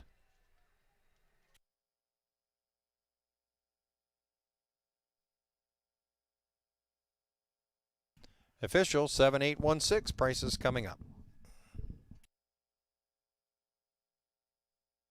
J-Port Diamond returned $20.50, $985.50. Adina Hanover $960, $660. MC $360 to show. $2 exactor ticket $425.10 or $1 triactor $1,369.55. $1 superfecta $7,409.50. Your 5-7 double returned $72.50. The $1 pick 3 also $72.50. Your Pick 4 pool has $638 still in play, and in your late Pick 5 pool, $448.64 still on the table. In your Pick 6 pool, $36.08 rather still in play.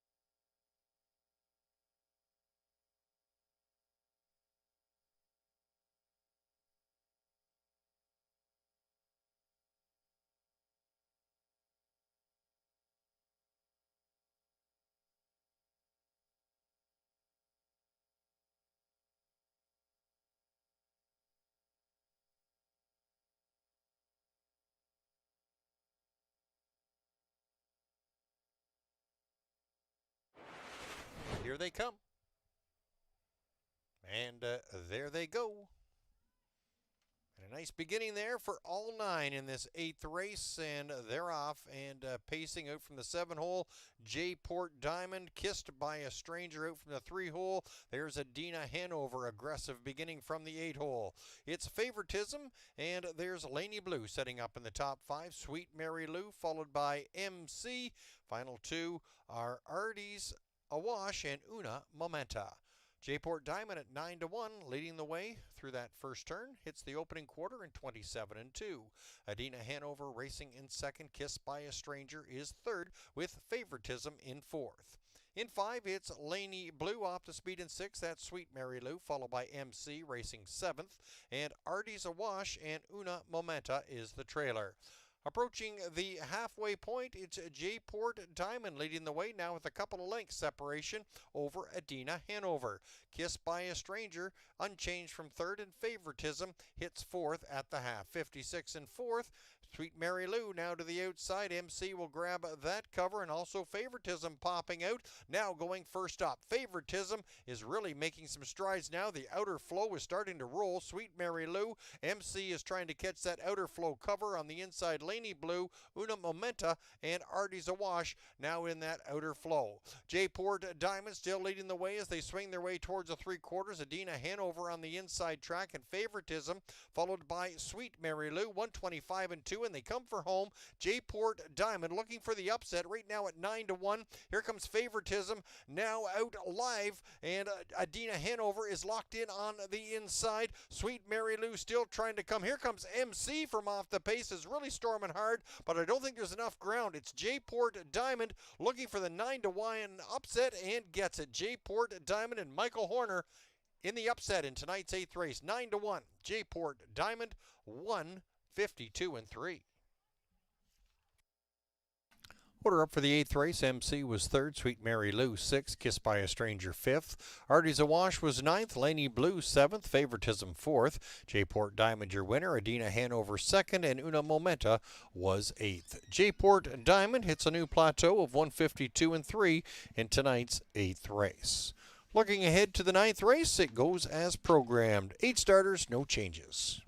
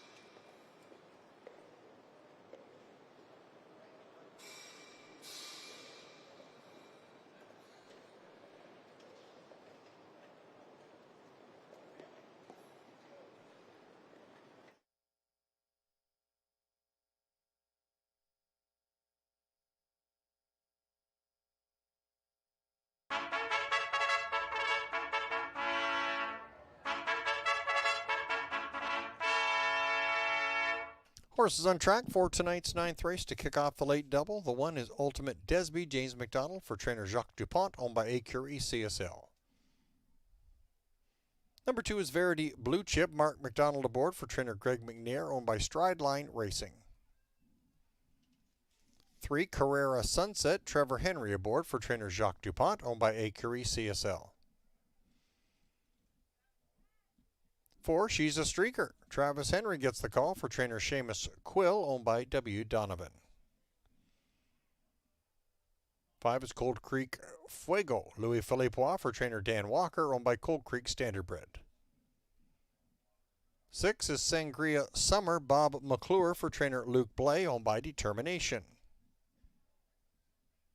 7 is Easy Station. Doug McNair drives for trainer Kyle Fellows, owned by Yolanda Fellows, Blair Corbet, Windermere Stable LLC, and Arpad Zabo.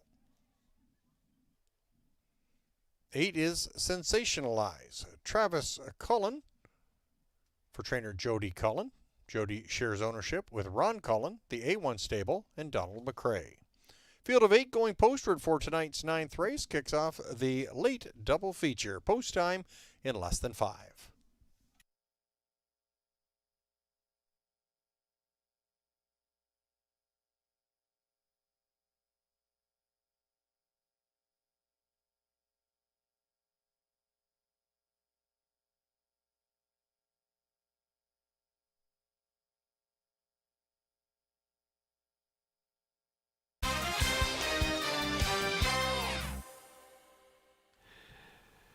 It's late double time on this Friday night program from Woodbine Mohawk Park, and what a field of fillies and mares to kick it off.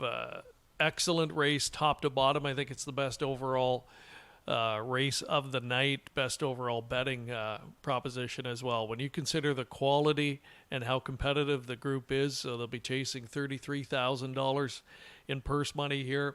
A mix of a couple of nice 3-year-old fillies taking on some older rivals here, so a little bit of everything. And there's my top choice, and that is Sangria Summer. She looks ready to rock, maybe a little bit too much so. Hopefully Bob can get her just to relax here a little bit, save that energy for when it's time to go in the race. But yeah, she has her game face on, and this daughter of Captain Treacherous has been so good of late, and a Grand Circuit caliber filly in my estimation, off a couple of real solid efforts, a win here in 48-4, 2 back, and then a trip to Scioto Downs on a sloppy track in the Nadia Lobel, a close second place finish to a really nice filly in Topville Lucky there. So she's my top choice, but really splitting hairs between my top 3 or 4 selections in here.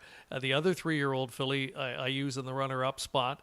She's a daughter of Captain Treacherous as well, and her name's Easy Station. And, she was never better than last time out, winning at 49-2.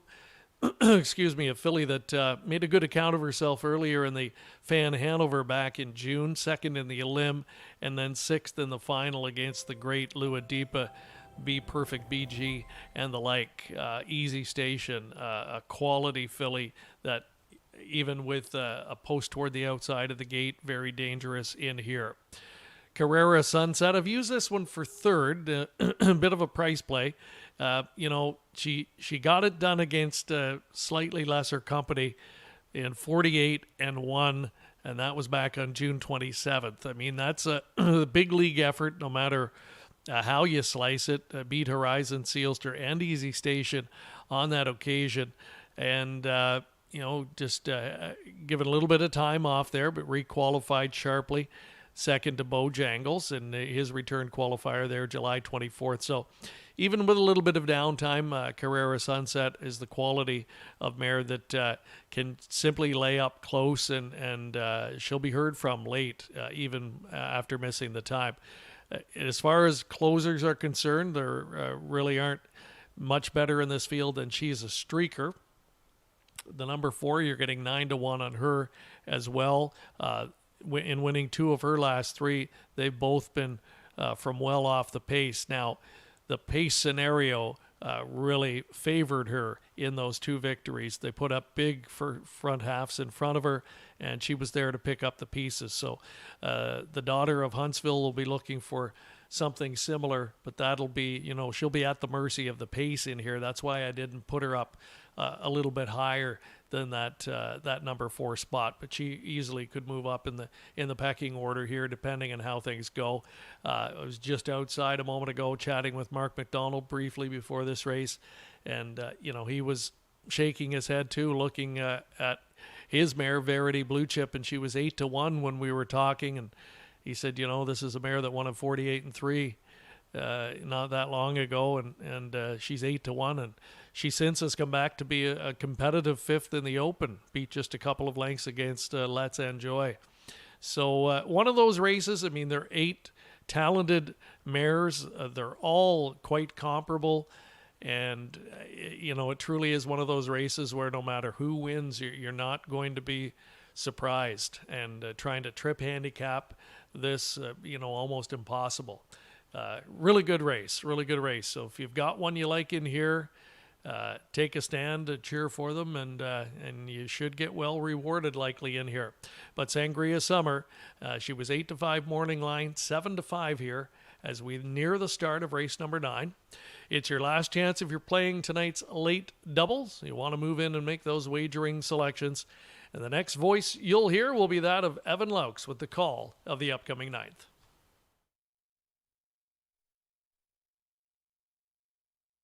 Thanks very much there, Greg. Yeah, this is a deep field. Boy, field of 8 for the 9th race to kick off the late double. Sangria Summer right now at 6-5. Having a pretty good campaign so far in the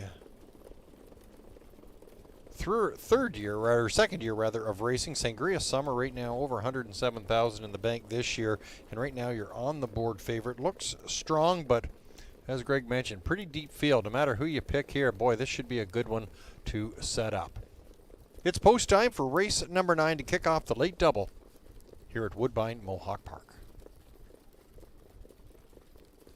It comes down the lane. We have a field of 8 fillies and mares picking up speed. Here they come. And there they go, and you couldn't get much more even a start than that. Out from the 7-hole, Easy Station is quickest of all, alongside that Sangria Summer and Cold Creek Fuego, followed by Carrera Sunset and Ultimate Desby in the top 5. It's Easy Station and Doug McNair first to get to the cones as they move into that first turn. Sangria Summer right there, and Verity Blue Chip sitting up 3rd. Carrera Sunset, followed by Cold Creek Fuego, now 5th. 26-3 of the first quarter. Ultimate Desby is off the speed there in 6th, followed by She's a Streaker and Sensationalize the early trailer. Single file, they move down the backside. Easy Station at 9-5, slight advantage by the 3/8. Sangria Summer is sitting 2nd. Verity Blue Chip tracking 3rd, and Carrera Sunset is 4th. Racing in 5th, that's a Cold Creek Fuego, followed by Ultimate Desby. She's a Streaker, and the trailer is Sensationalize. Halfway point reached in 55-4, and Easy Station has the engine as they move into the far turn. Sangria Summer is right on the helmet there, 2nd. Verity Blue Chip, slight gap there in 3rd. Carrera Sunset. Here comes Cold Creek Fuego, first up there from 5th. Grabbing that cover, that's Ultimate Desby. She's a Streaker and Sensationalize. They round that far turn towards the 3/4. Easy Station now with pressure.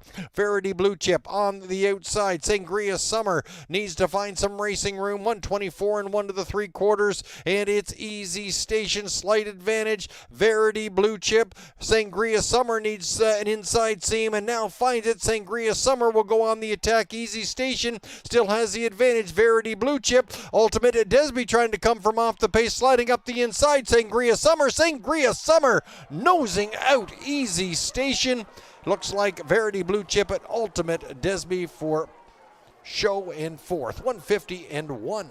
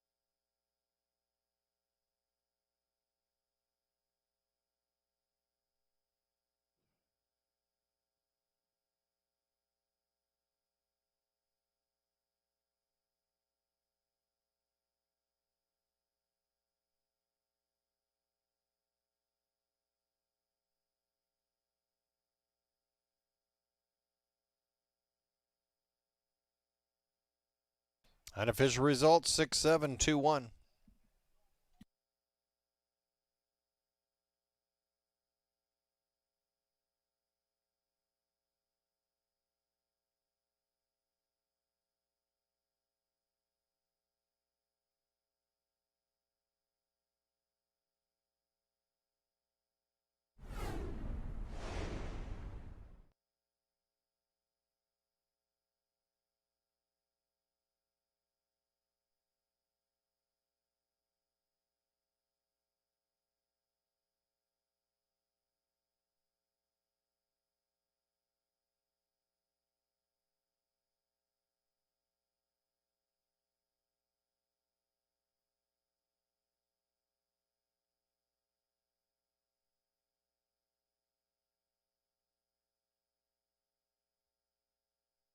Here's your winner of tonight's 9th race. It's a 6, Sangria Summer.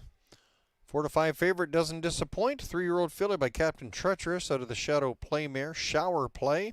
Owned by Determination, trained by Luke Blay, and driven to victory by Bob McClure. Bob picking up his second winning drive of the evening.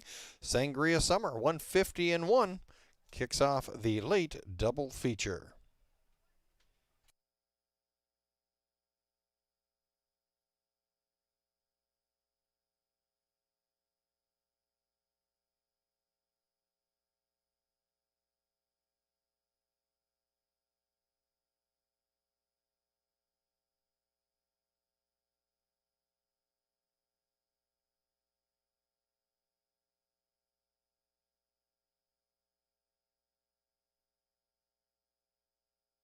Now official 6-7, 2-1.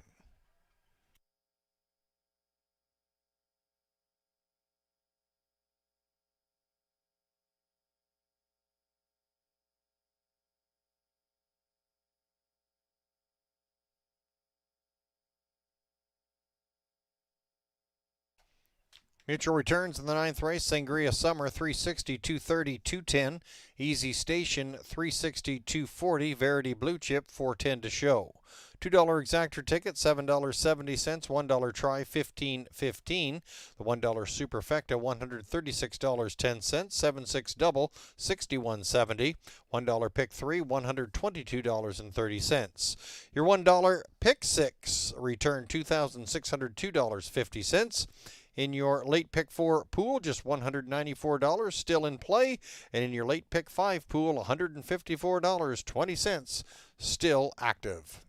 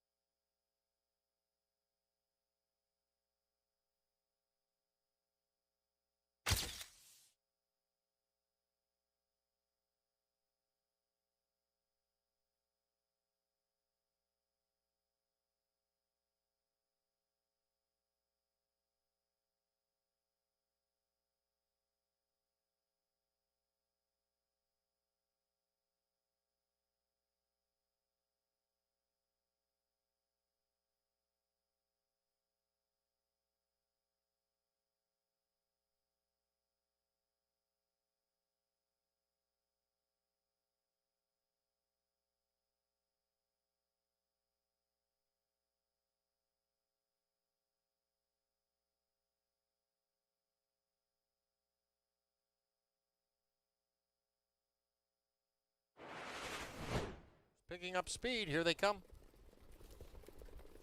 And there they go, and you couldn't get much more even a start than that. Out from the 7-hole, Easy Station is quickest of all, alongside that Sangria Summer and Cold Creek Fuego, followed by Carrera Sunset and Ultimate Desby in the top 5. It's Easy Station and Doug McNair first to get to the cones as they move into that first turn. Sangria Summer right there, and Verity Blue Chip sitting up third. Carrera Sunset, followed by Cold Creek Fuego, now 5th. 26-3 of the first quarter. Ultimate Desby is off the speed there in 6th, followed by She's a Streaker and Sensationalize the early trailer. Single file, they move down the backside. Easy Station at 9-5, slight advantage by the 3/8. Sangria Summer is sitting second. Verity Blue Chip tracking third, and Carrera Sunset is 4th. Racing in 5th, that's a Cold Creek Fuego, followed by Ultimate Desby. She's a Streaker, and the trailer is Sensationalize. Halfway point reached in 55-4, and Easy Station has the engine as they move into the far turn. Sangria Summer is right on the helmet there, second. Verity Blue Chip, slight gap there in third. Carrera Sunset. Here comes Cold Creek Fuego, first up there from 5th. Grabbing that cover, that's Ultimate Desby. She's a Streaker and Sensationalize. They round that far turn towards the 3/4. Easy Station now with pressure. Verity Blue Chip on the outside. Sangria Summer needs to find some racing room. 124-1 to the 3/4, and it's Easy Station, slight advantage. Verity Blue Chip. Sangria Summer needs an inside seam and now finds it. Sangria Summer will go on the attack. Easy Station still has the advantage. Verity Blue Chip. Ultimate Desby trying to come from off the pace, sliding up the inside. Sangria Summer. Sangria Summer nosing out Easy Station. Looks like Verity Blue Chip at Ultimate Desby for show in 4th. 150-1. Order up for the 9th. Ultimate Desby 4th. Verity Blue Chip 3rd. Carrera Sunset 6th. She's a Streaker was 8th. Cold Creek Fuego was 5th. Sangria Summer your winner. Easy Station 2nd, and Sensationalize was 7th. Sangria Summer your winner with a time of 150-1. Bob McClure picking up his driving double. Looking ahead to tonight's 10th and final, your jackpot high five carryover in excess of $65,000. The one wicked pace goes from open to a blind bridle, and the two big nipper goes from blind to can't see back.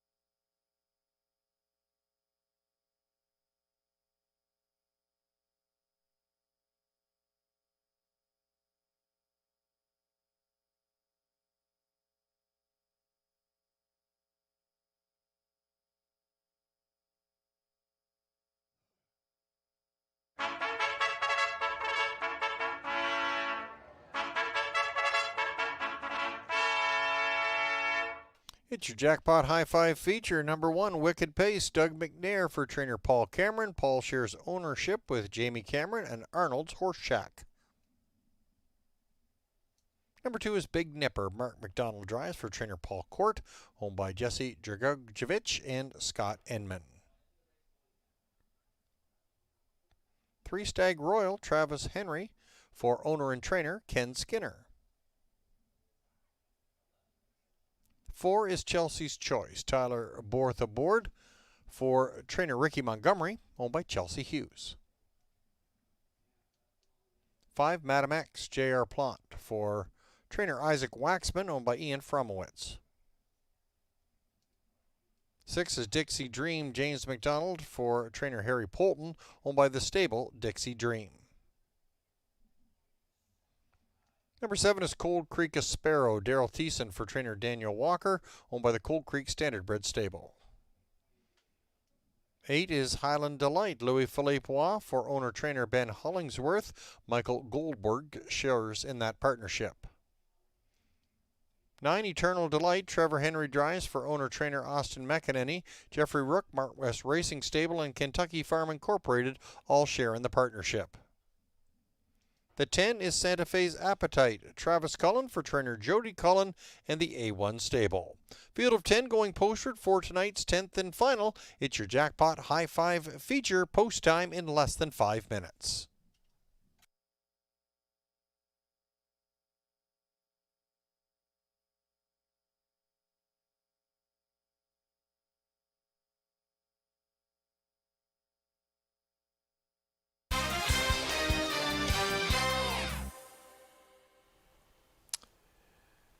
And time to cap off the Friday night program here at Woodbine Mohawk Park. One more to go, 10th and final, the Jackpot High Five finale.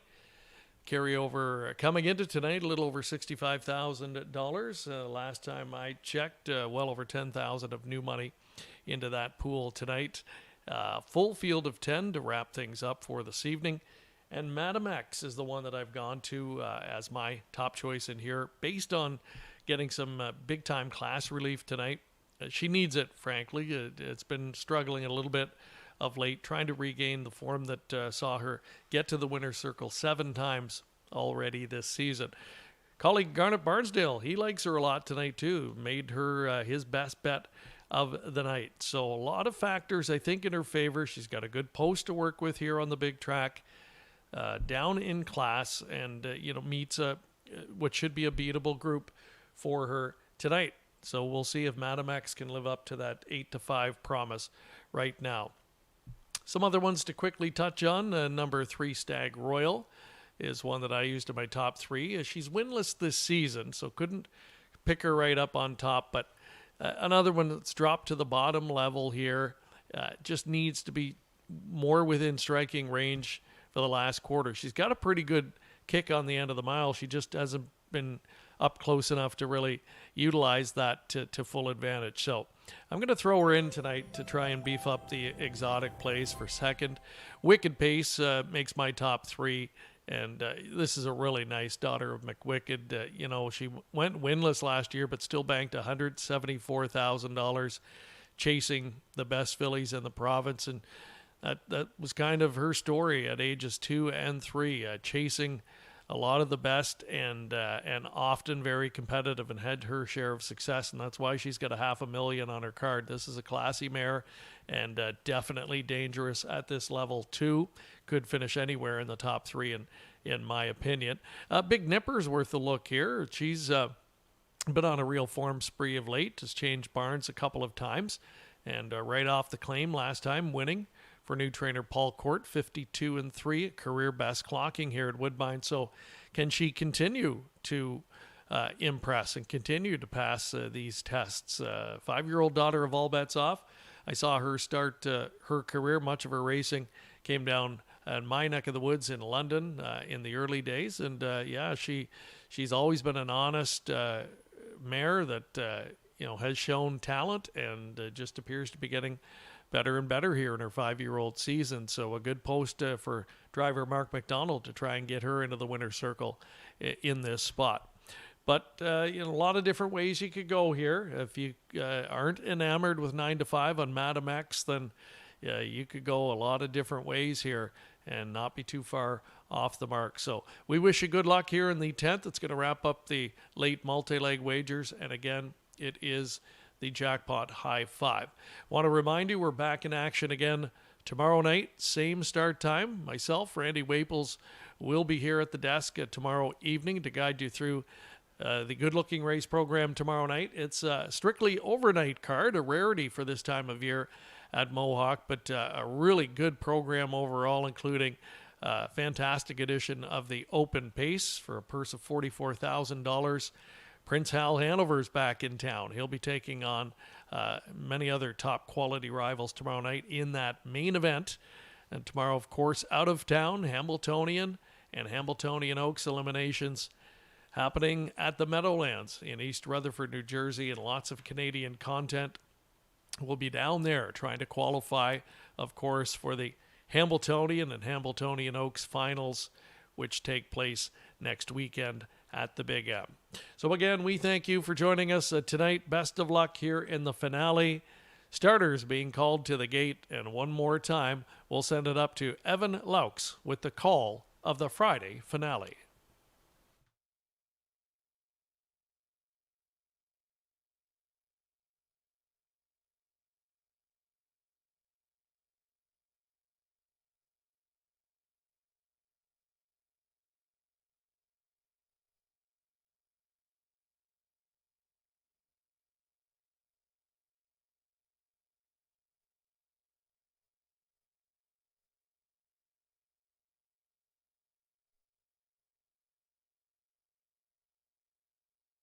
Starter calling the field to the gate for tonight's 10th and final. It's your Jackpot High Five feature here at Woodbine Mohawk Park. And thanks, Greg, for throwing it back to me. It's been a pleasure reconnecting with you. It's been a long time there, Greg. And yeah, hopefully we can tag team again soon. It's post time for tonight's 10th race here at Woodbine Mohawk Park. We do it again tomorrow evening. Pre-game show getting underway at 5:45. First race post set to go for 6:30. Gate comes to the head of the stretch for tonight's closer here at Woodbine Mohawk Park. It comes down the lane. Field picking up speed in the Friday finale here at Mohawk. Here they come. And a little bobble step there for the 7, Cold Creek Sparrow, and they're off and pacing in the finale. And down the middle, Madam X and Dixie Dream stride for stride. There's Eternal Delight on the inside, Wicked Pace getting away well. Big Nipper setting up in the top 5, and Stag Royal is 6 as they move into the turn. Chelsea's Choice is racing in 7th, followed by Cold Creek Sparrow, who seems to have now settled in, Highland Delight, and Santa Fe's Appetite. It's Madam X to that opening quarter in a 26-second pace. Wicked Pace is sitting 2nd, Dixie Dream 3rd, and Eternal Delight single file in 4th. Big Nipper followed by Stag Royal and Chelsea's Choice. They're by the 3/8 with Cold Creek Sparrow and Highland Delight. The trailer is Santa Fe's Appetite. Madam X at 5-2 leads the way towards the halfway point with Wicked Pace riding that pocket position. 55-second half. Madam X is the one to track down, and Wicked Pace is next best. Dixie Dream now right lines and goes on the attack there from 3rd, and Wicked Pace will catch, or rather Big Nipper will catch that cover, and Eternal Delight locked in on the inside in 5th. 3rd over is Stag Royal. No room to move there for Chelsea's Choice. Highland Delight, followed by Santa Fe's Appetite and Cold Creek Sparrow to the 3/4, and it's Dixie Dream and Madam X stride for stride and wheel to wheel. 123 and 4 on the outside. Dixie Dream now has the advantage. Here comes a Stag Royal drifting out there, and from between Big Nipper, Dixie Dream with pace. Here comes Highland Delight. Looks like a blanket finish set to sail. It's a Dixie Dream on the outside, Big Nipper in the inside, Wicked Pace. It's a Dixie Dream taking the closer. Dixie Dream. James McDonald picks up his hat trick. 152, a blanket finish for Place and Show.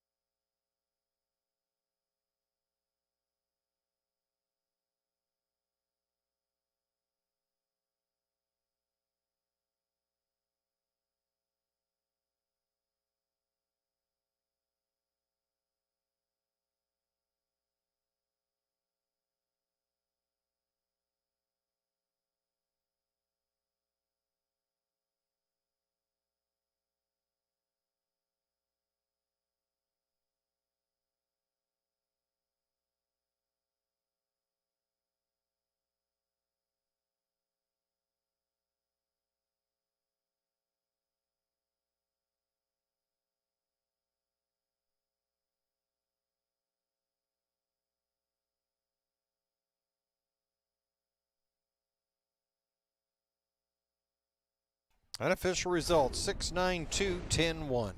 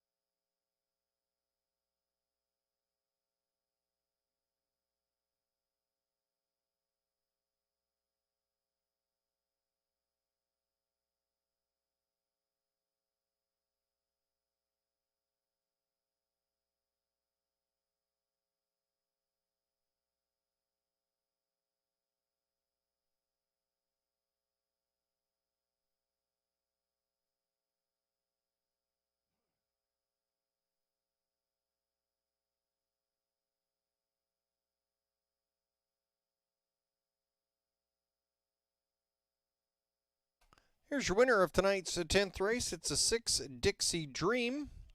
6-year-old daughter by Always a Virgin. Out of the 4 Stars Shark Mare. Yes, we did. Owned by the stable Dixie Dream. Harry Polton trains. James McDonald captaining his 3rd winning drive of the evening. Dixie Dream, 19th win in the career. Takes tonight's 10th and final in a time of 1:52. James McDonald picking up his 3rd winning drive, and we'll wish James luck tomorrow evening at the Meadowlands as he competes in the Hambletonian Oaks eliminations. Good luck there, James.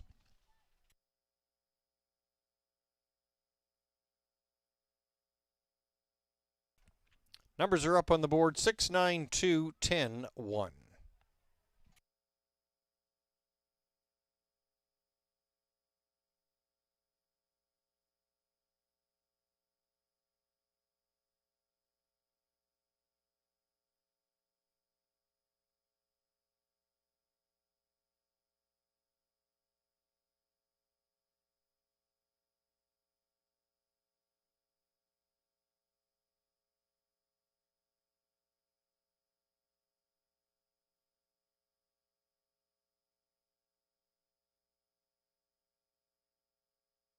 It's official 6-9-2-10-1.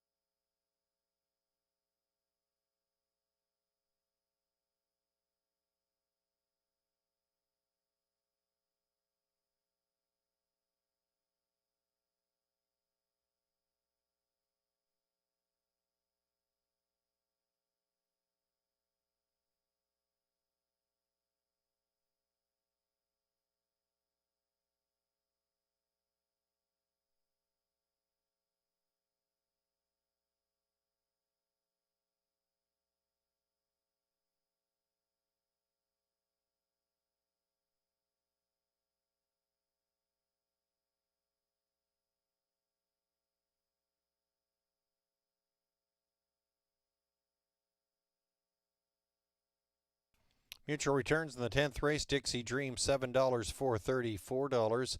Eternal Delight, $28, $13.90. Big Nipper, $5.90 to show.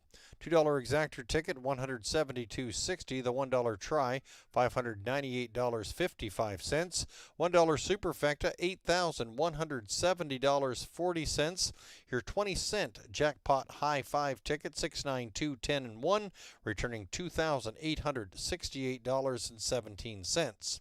Your jackpot high 5 carryover, $73,975.79. Your 6-6 late double, $22.70. The $1 pick 3, $449.50. $1 pick 4, $971.60, and your $1 late pick 5, $2,750.25.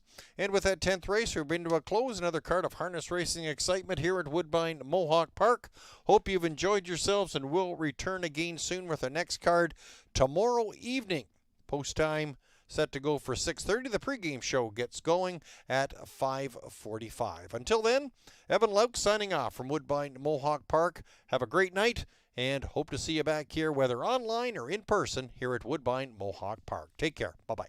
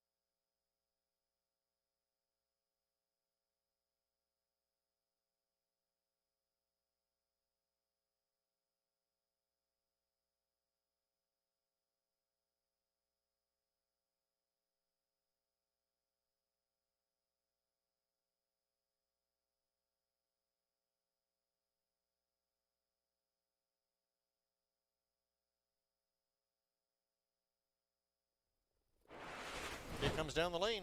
Field picking up speed in the Friday finale here at Mohawk. Here they come.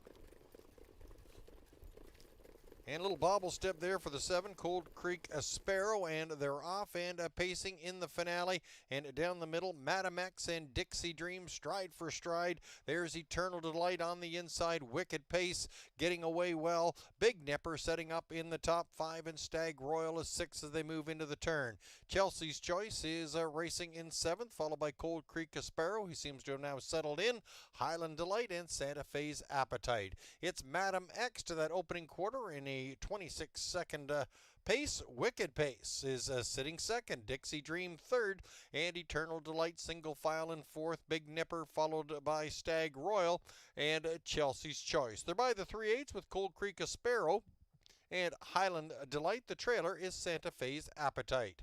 Madam X at 5-2 leads the way towards the halfway point with Wicked Pace riding that pocket position. 55-second half. Madam X is the one to track down, and Wicked Pace is next best.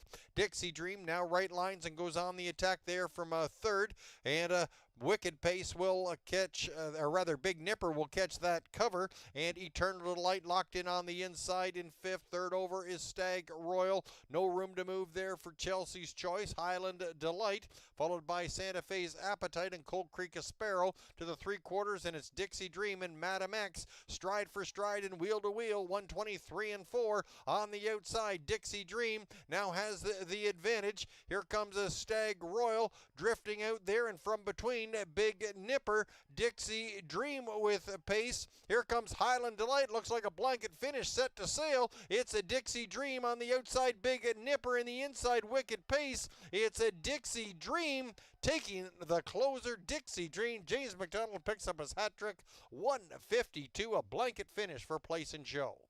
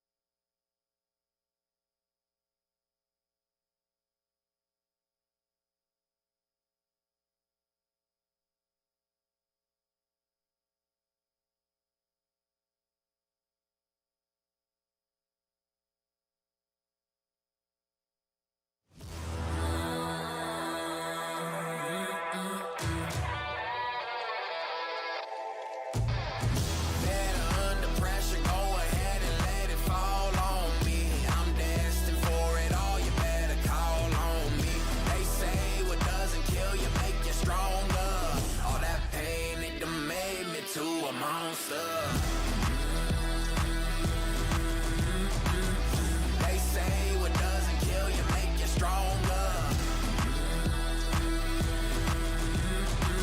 All that pain, it done made me to a monster. All that pain, it done made me to a monster. All that pain, it done made me to a monster.